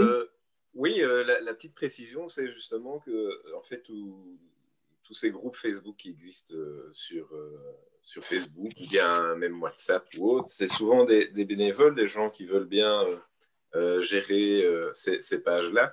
Et ce n'est pas toujours évident de modérer. Moi, je vois bien dans certains groupes, voilà, les modérateurs font ça à côté de leur plein temps parfois.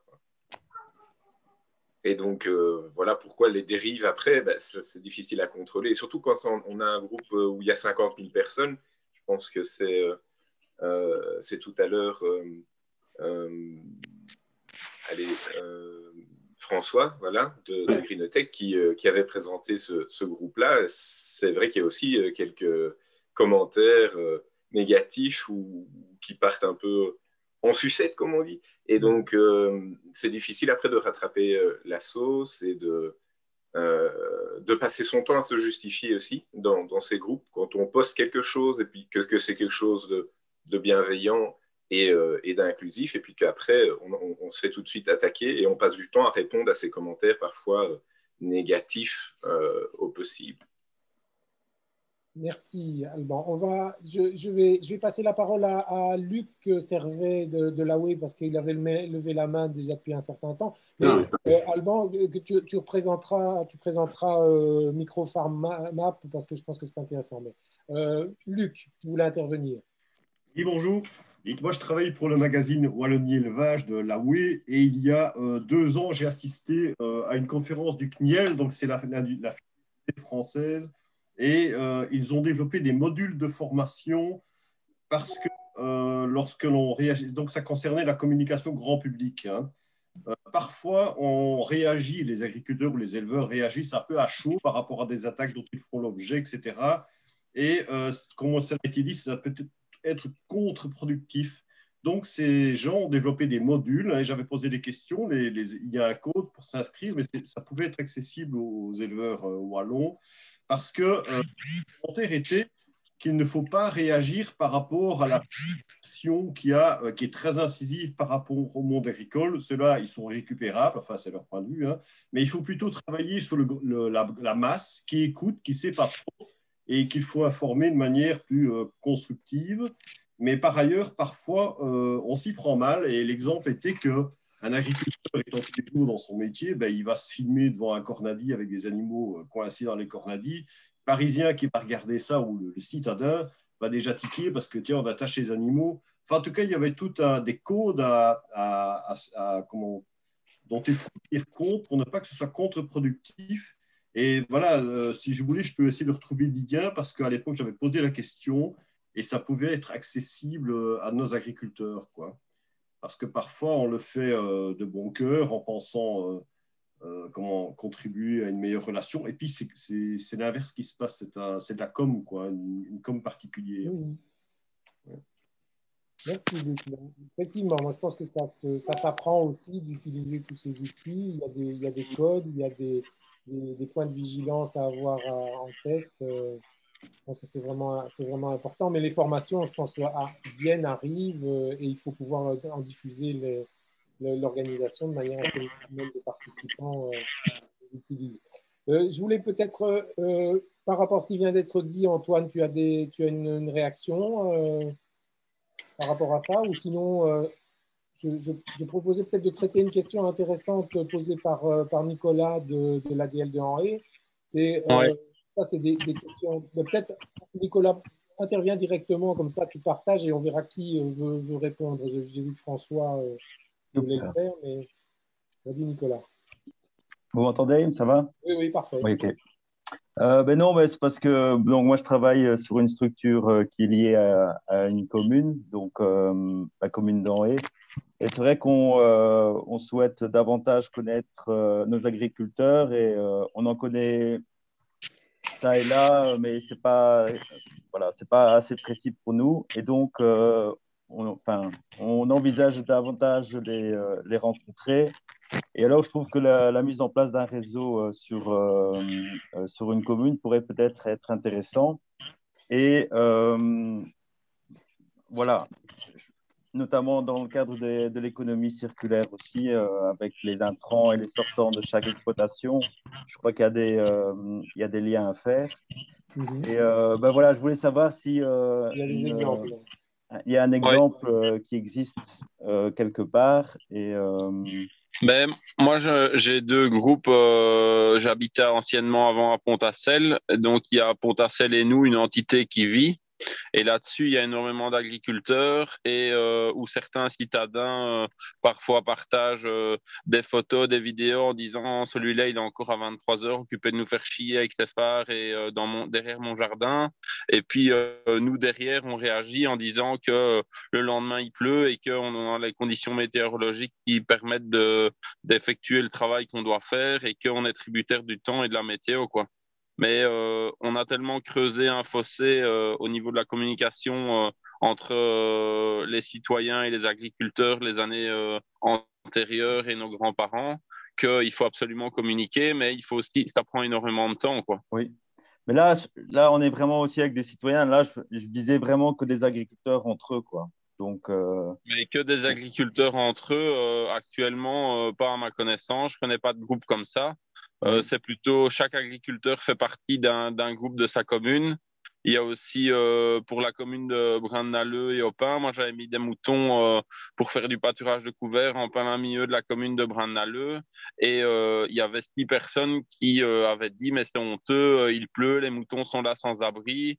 Et ils doivent avoir froid et tout ce qui s'ensuit. Et il y a 2 personnes qui étaient parties porter plainte pour le bien-être animal, quoi. Alors que on était au 15 octobre, en automne, avec des animaux qui avaient une linde de 9 mois et qui n'avaient pas spécialement besoin d'abri, mais avec des personnes qui sont sans connaissance et qui pensent que c'est comme un chien ou un chat, quoi. Ok, mais moi, l'idée, c'est vraiment pas ce soit vraiment quelque chose d'assez fermé, mais vraiment aux agriculteurs de la commune. De toute façon, Nicolas, si tu travailles avec Facebook, tu peux fermer ton groupe, hein. Oui. Donc, tu n'acceptes que les personnes que tu souhaites avoir. À mon avis, le plus gros problème que tu risques d'avoir, c'est le fait de faire participer ces agriculteurs-là au groupe s'ils ne sont pas habitués à ce genre de choses. Voilà. Et donc là, peut-être que tu prévois, comme l'a dit aussi Myriam, de prévoir une formation plus spécifique en la matière pour les rassurer et montrer que c'est facile. Mais ton groupe, tu peux le créer et tu peux limiter tes personnes comme tu veux. Donc là, il n'y a vraiment aucun problème. Oui. Mais personne ne connaît un exemple de ce type sur un Ok, non. Oui, après lancé. Donc effectivement, je pense que c'est une question. Ben oui, parce que je pense notamment au niveau d'égal. C'est vrai qu'il y a des groupes qui existent, des groupes d'agriculteurs qui existent et qui réfléchissent ensemble sur leurs fiches projets agricoles, parce que moi je fais partie du GAL TIG-SAV. Et c'est vrai qu'on n'a jamais pensé faire ça, mais ça aurait été une bonne solution pour favoriser encore une fois aussi les liens. Les échanges. Ouais, bonne idée. Je pense qu'il faut le créer, le groupe, et alors il y a un lien d'invitation et dire aux agriculteurs qui rentrent dans le groupe petit à petit de renvoyer le lien à leurs voisins, à leurs copains. Voilà. Ouais, pour créer une chaîne, quoi. Comme ça, quoi. Oui, vous n'avez pas créé ça au niveau du GAL entre Sambre et Meuse, avec les agriculteurs innovants, non? Nous, on l'a fait, mais en fait, ce qui est difficile, c'est que nous, agriculteurs, on dit, à un certain moment, on en a marre de devoir se défendre, d'être toujours la bête noire. Et donc, ça nous prend énormément de temps. Et donc, on a décidé de se baser pour l'instant sur les agriculteurs entre eux pour qu'ils échangent. Et effectivement, c'est plus facile. Oui, c'est bien. Il y a cet exemple-là qui peut être intéressant pour Nicolas. Benoît Georges, toi qui as maintenant une longue pratique, tu es un peu un précurseur au sein de l'administration dans l'utilisation des réseaux sociaux. Quels sont aujourd'hui à la fois ton bilan par rapport à l'utilisation de ces outils et peut-être mettre ça aussi en perspective avec ce qu'on vit pour le moment? Est-ce que tu peux nous livrer quelques éléments de réflexion? Oui, si je devais faire un petit bilan, je dirais que la première chose, c'est de se remettre tous les jours en question. Ça évolue tellement vite.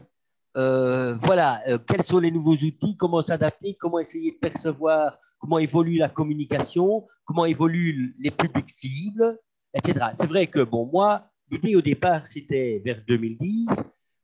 J'ai vu les jeunes qui arrivaient avec Facebook, etc. Et j'ai un principe dans la vulgarisation que je me suis dit, c'est que j'ai de très bons contacts généralement avec les agriculteurs lors des réunions de comices, d'assemblées diverses, de réunions diverses. Quand on les organise au soir, généralement, les plus jeunes, ils sont déjà tellement pris par le travail qu'on rencontre surtout des personnes un peu plus âgées. Donc, je me suis dit complémentairement, et je crois que c'est aussi un point qu'il faut vraiment mettre en évidence, c'est que la communication, elle se développe d'une manière complémentaire. Donc, à côté, je vais dire, des activités plus traditionnelles, je me suis dit, tiens, comment aller toucher les plus jeunes? Et les plus jeunes, y aller, c'était une manière d'y aller, c'était par les réseaux. Au départ, c'était pas évident parce que déjà, moi, j'ai appris sur le tas. C'est vrai que mon intention était encore de plus le développer dans le cadre, je vais dire, de la structure officielle. Au niveau des organisations, à cette époque-là, il y avait beaucoup de réticence. Facebook, on était très réticents. Alors que moi, mon expérience que j'ai quand même depuis une dizaine d'années maintenant, tantôt on parlait de réaction du public, etc.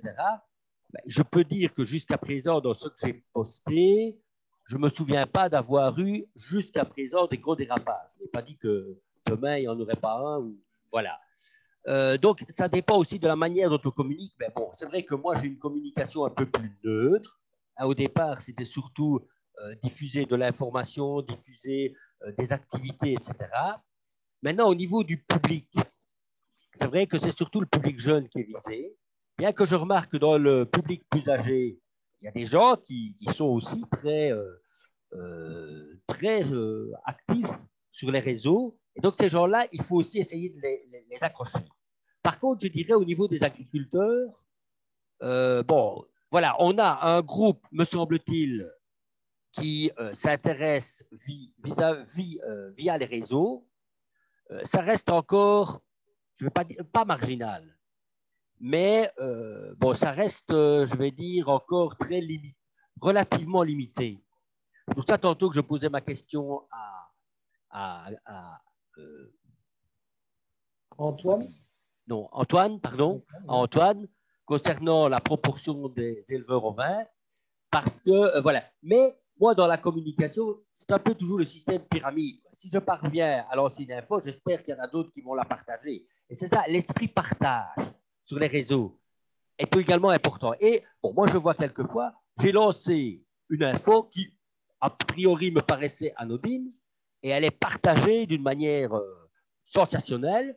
Et à côté de ça, quelquefois, j'ai des infos qui me paraissent moins, plus importantes et qui sont partagées d'une manière plus limitée. Alors, quand on parlait également des réseaux, moi, j'ai commencé au niveau professionnel sur Twitter parce que c'était le moins critiqué. Puis alors, mais sur Twitter, c'est quand même c'est un public très particulier, très, très spécial. Très professionnel côté communication, journalisme, etc. Puis je me suis dit, si je devais aller plus contacter les jeunes, c'est sur Facebook. Et puis alors, après, j'étais aussi sur, sans oublier quand même un moment donné, AgriWeb, bon, ce n'est pas un site, c'est un forum qui a été développé par Henri Louvigny. Bon, à un moment, je remarquais quand même que de plus en plus d'agriculteurs, réellement, les agriculteurs allaient sur ce forum. Et je me suis dit, il faut y aller. Le gros problème de ce forum, à un moment donné, c'est qu'il y avait des réactions qui étaient un peu excessives. Donc là, j'ai mis 2 ans avant d'oser aller publier certaines choses. Et puis alors après, je me suis quand même dit, on a cité LinkedIn tout à l'heure. Bon, LinkedIn est quand même un réseau professionnel qui est quand même assez très efficace pour aller.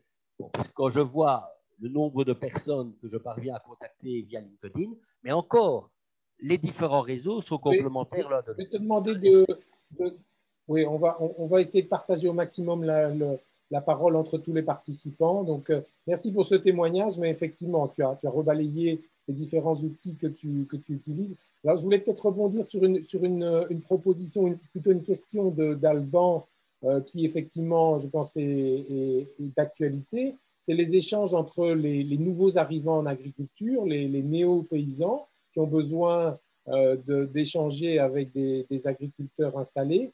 Est-ce qu'il existe aujourd'hui des réseaux, des mécanismes, des dispositifs qui permettent de pouvoir créer ce lien, ces ponts entre tous ces acteurs? Je pense que c'est assez fondamental aussi. Est-ce que vous avez des exemples? Est-ce que vous avez des... Peut-être, Alban, repose ta question reformulée avec tes mots. Ce sera plus important, plus intéressant. Et Alban, peut-être pour profiter de l'occasion aussi pour présenter, mais très brièvement, Micropharma. Ouais. Donc, en fait, je vais d'abord préciser ma question. Voilà. Donc, statistiquement, d'ici 10 ou 15 ans, 50% des agriculteurs actuels seront à la pension. Donc, in fine, ce seront d'office des jeunes ou des moins jeunes qui font un retour à la terre, qui ne sont pas forcément issus du milieu agricole.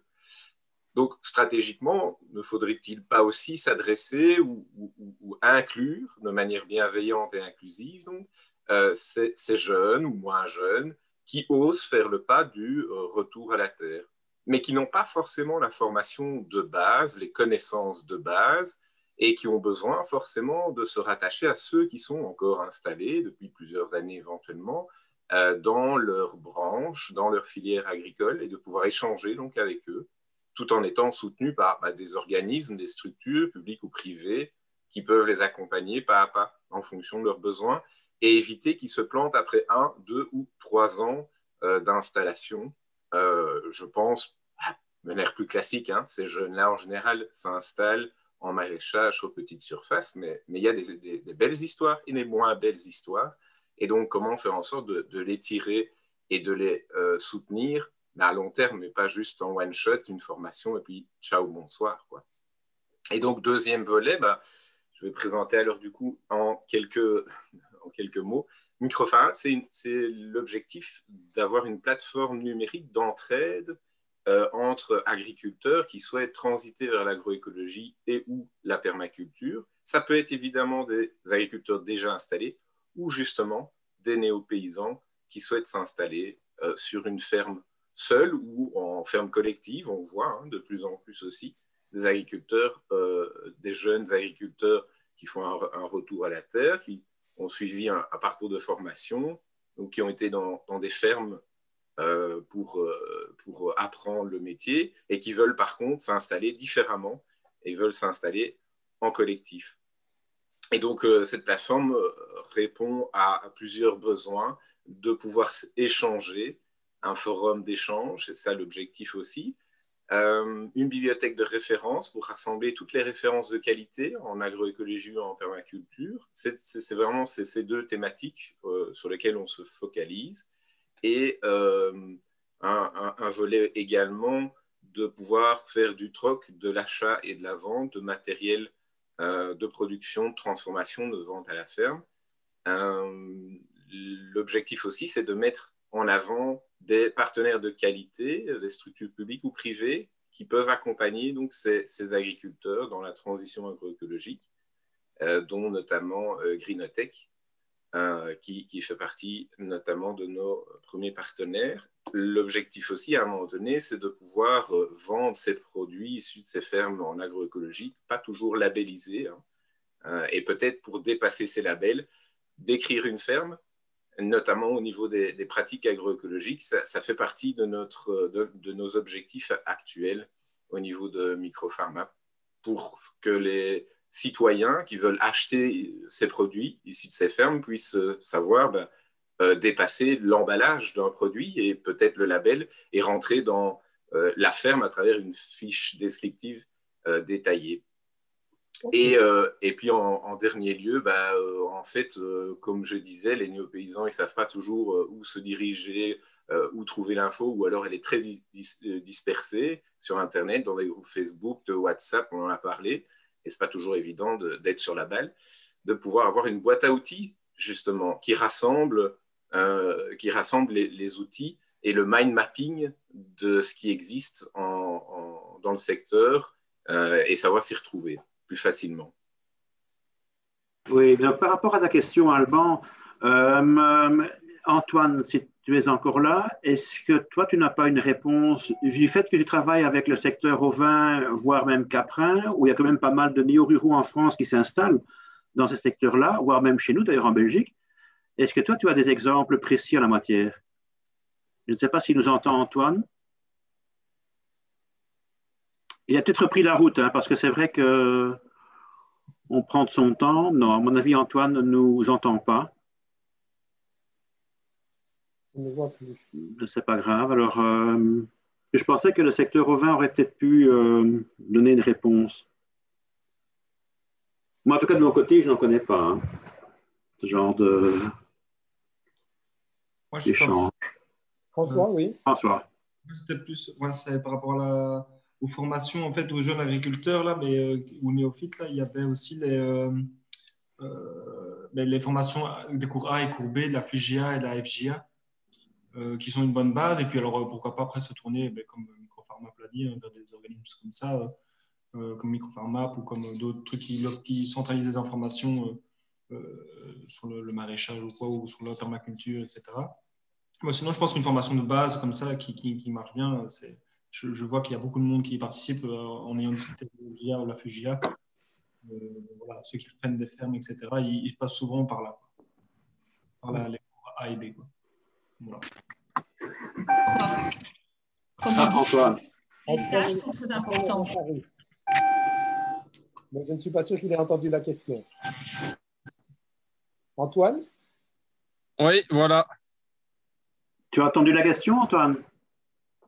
Non, parce que j'en ai profité pour décharger les 5 agneaux chez le boucher le temps que vous discutiez. T'as bien fait. Non, il y avait Alban de Micropharma qui posait la question s'il existait des lieux d'échange entre néo-ruraux et des personnes déjà installées. Et donc, je me demandais si au niveau du secteur ovin-caprin, où il y a quand même pas mal de personnes qui s'installent en tant que néo-ruraux, si cela existait, si tu avais déjà eu une certaine expérience en la matière, est-ce que dans les groupes dans lesquels toi, tu fais partie, tu aurais déjà ce type d'échange? Oui, il y a ce type d'échange qui se pose comme question entre éleveurs ovins sur l'élevage ovin, partage entre éleveurs. Donc là, il y a des gars qui demandent j'ai 70 hectares de disponibles dans une telle région avec telle et telle chose. Qu'est-ce que je pourrais entreprendre comme projet ou qu'est-ce qui serait réalisable au niveau de l'autonomie alimentaire, quoi. C'est ça. Et alors, il y avait le groupe que, la personne qu'on voulait inviter, Alain. Oui, Maxime Mercier. Non, Louvigny. Henri Louvigny, oui. Oui, qui n'est pas Henri Louvigny, lui a créé un groupe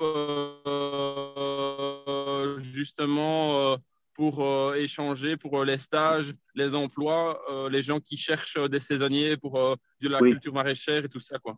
Juste, c'est vrai, il y avait ça Donc, aussi. il existe ce groupe-là pour partager l'offre d'emploi et des gens qui chercheraient à s'installer avec un autre agriculteur qui part à la retraite et qui n'a pas de successeur, quoi. Ok. Caroline, tu voulais intervenir?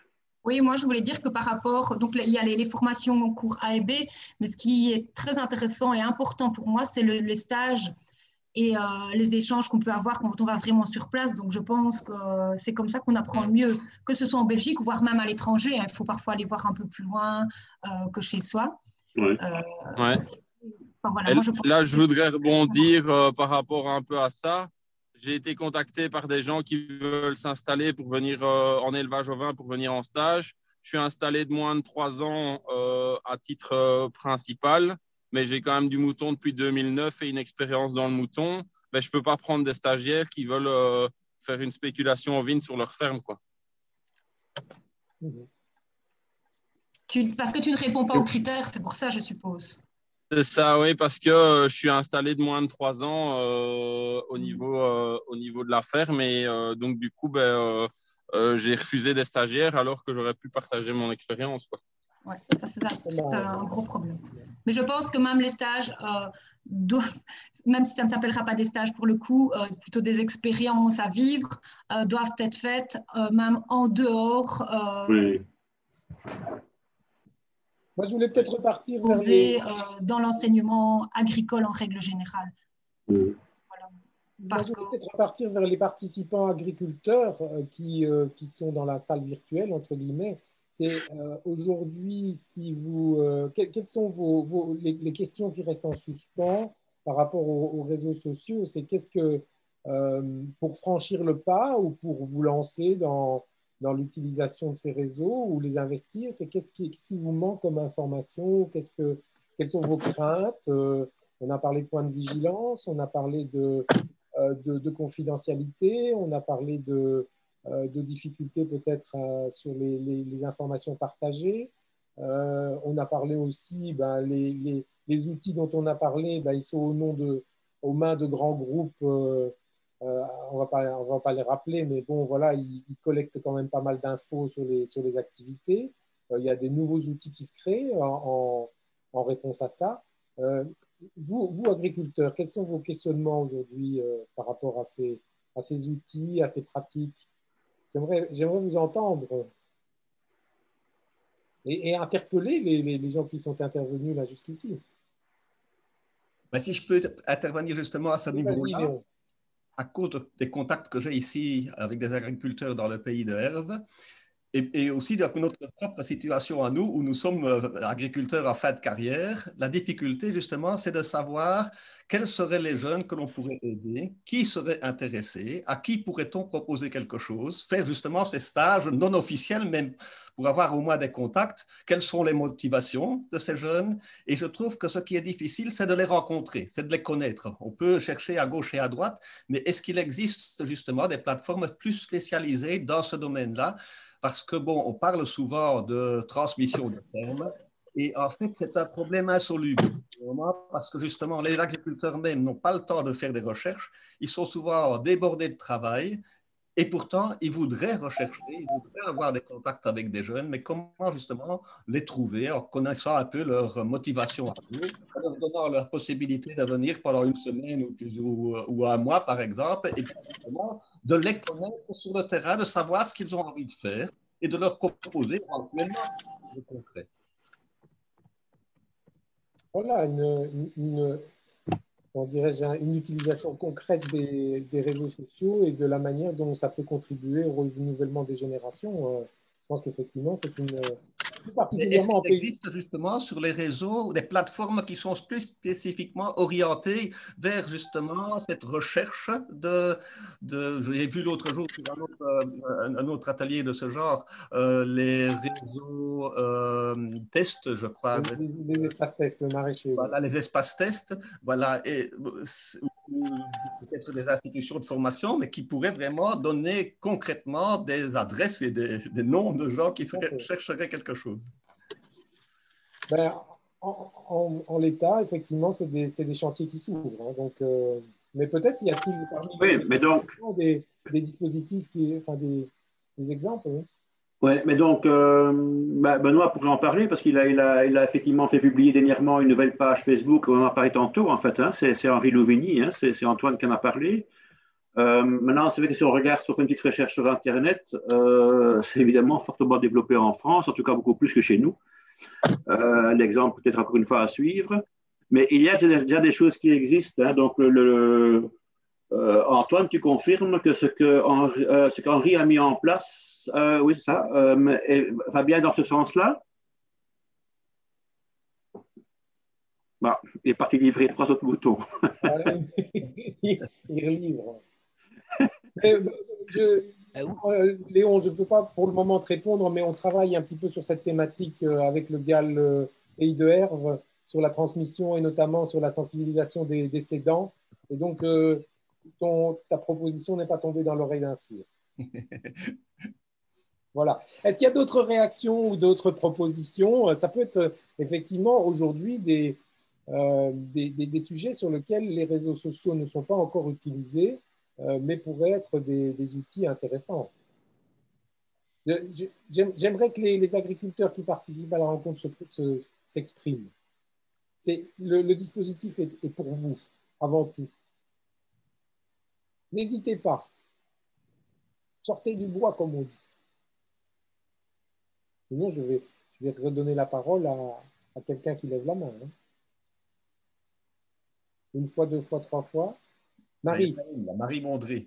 Oui. Mais moi, je ne suis pas agricultrice, mais j'ai de nombreux contacts. Je t'ai levé la main. Et en fait, c'est suite à une formation d'accueil champêtre qu'une agricultrice m'a fait un retour et elle a hyper fort apprécié ces formations, les dernières avec les motorhomes, la communication et tout ça. Et elle dit, eux, ils sont justement à la recherche de formations de communication pour pouvoir faire l'accueil en ferme. Et je me rends compte que c'est essentiellement, effectivement, ceux qui font de la diversification qui sont à la recherche de ces formations de communication, comment bien communiquer vis-à-vis du public sur leurs pratiques. Et donc voilà, si jamais il y a d'autres formations en communication qui se font, ça les intéresse, quoi. Oui. Okay. Proposition de Benoît, c'est vrai que les CETA sont des lieux d'échange entre agriculteurs, mais aujourd'hui, sans doute faut-il qu'ils s'emparent aussi des outils de communication et d'échange de pratiques entre pairs. Et donc là, c'est comment mettre sur les rails ou consolider ces dispositifs, comment faire en sorte qu'il y ait appropriation de ces outils. Je ne sais pas s'il y a des pratiques aussi à partager parmi les participants ce matin. Est-ce qu'il y a des exemples de CETA qui se sont emparés de Facebook, de WhatsApp et qui utilisent ces supports pour poursuivre leurs activités? Pour moi, c'est un truc vraiment français, les CETA, mais je sais bien qu'il y a quelques agriculteurs qui travaillent en groupe et qui partagent leur matériel, juxtante ou quoi, mais bon, voilà, c'est assez privé et local, quoi, j'ai envie de dire. Moi, je fais partie d'une CUMA. On est 4 agriculteurs, mais on fait tous partie de la même famille, quoi. Une CUMA familiale. Benoît. C'est ça. À la base, c'est mon beau-père et son frère qui ont créé ça. Et maintenant, les fils et beaux-fils ont rejoint la CUMA, quoi. Ouais.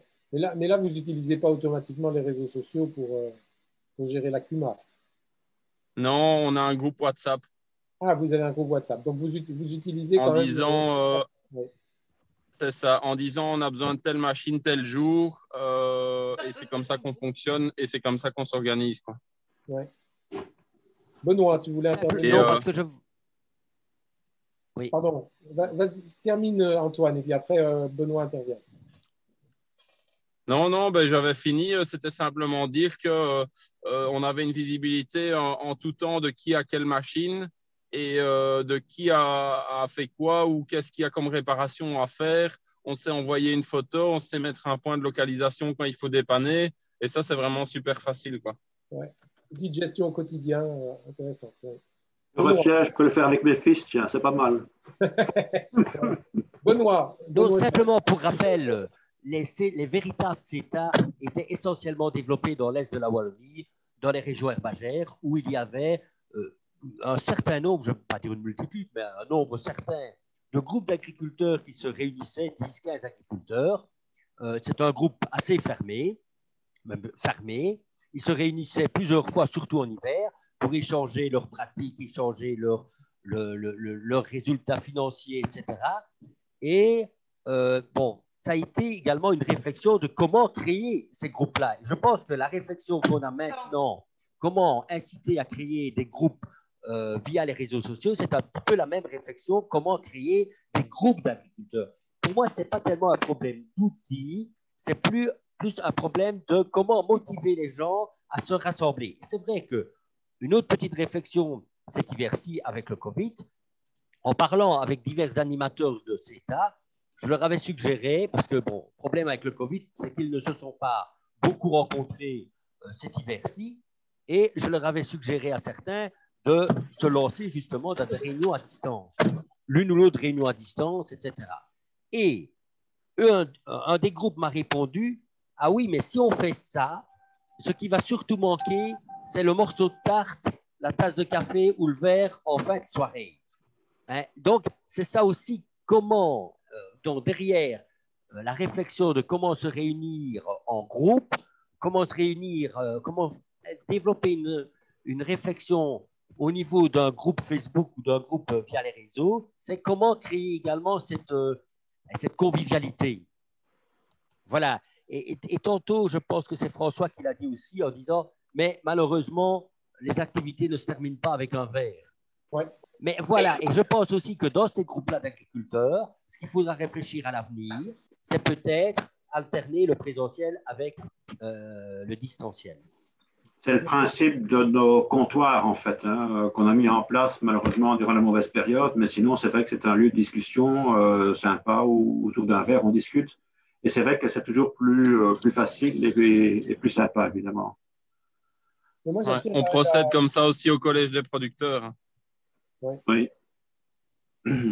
J'entends l'observation de François qui est quand même intéressante de dire sur un tour de champ ou un coin de champ, aujourd'hui l'utilisation des outils numériques permet de pouvoir partager en détail certains éléments discutés de manière beaucoup plus précise et plus approfondie que quand on est à 25 en troupeau autour d'un objet. Donc ça, c'est vrai qu'il faudra pouvoir balancer l'utilisation des outils.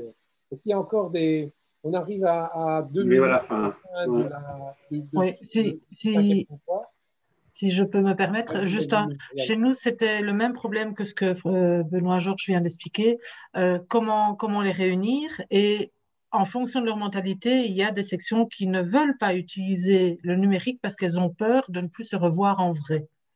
Ça a l'air, mais voilà, c'est comme ça.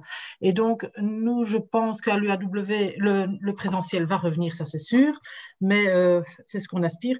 Mais on a remarqué que, par exemple, les réunions de bureau, et ça, je le dis à titre privé ici, parce que mes deux chefs sont là, les réunions de bureau, en fonction de la météo, eh bien, on fera en virtuel ou pas, parce qu'elles viennent quand même des 4 coins du pays et que parfois c'est dangereux de prendre la route.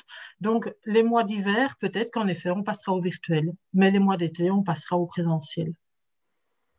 On a un prix. C'est logique. Hein. Est-ce qu'il y a encore d'ultimes contributions, questions, commentaires, propositions opérationnelles? Puisque Caroline lance un petit peu le truc, mais la réunion est toujours intéressante. Sachez que si vous voulez, par après, on peut toujours discuter entre nous, hein, si on veut, hein, un peu comme le principe du comptoir. Benoît voulait intervenir. Oui, simplement, je terminerai en disant ceci. Une chose qui est importante, je pense, pour pouvoir échanger avec les réseaux, c'est malgré tout qu'on puisse se voir. Parce que, alors, ce qui veut dire, pour pouvoir se voir, être relativement limité. Bon, d'un autre côté, donc il faut faire la grande différence entre participer à un exposé et vraiment échanger. Pour échanger, je crois qu'il faut se voir. Éventuellement, pour participer à un exposé, écouter un exposé, ben oui, moi, durant le Covid et les réseaux m'ont permis d'aller écouter des conférences à l'étranger, des conférences auxquelles je n'aurais jamais participé.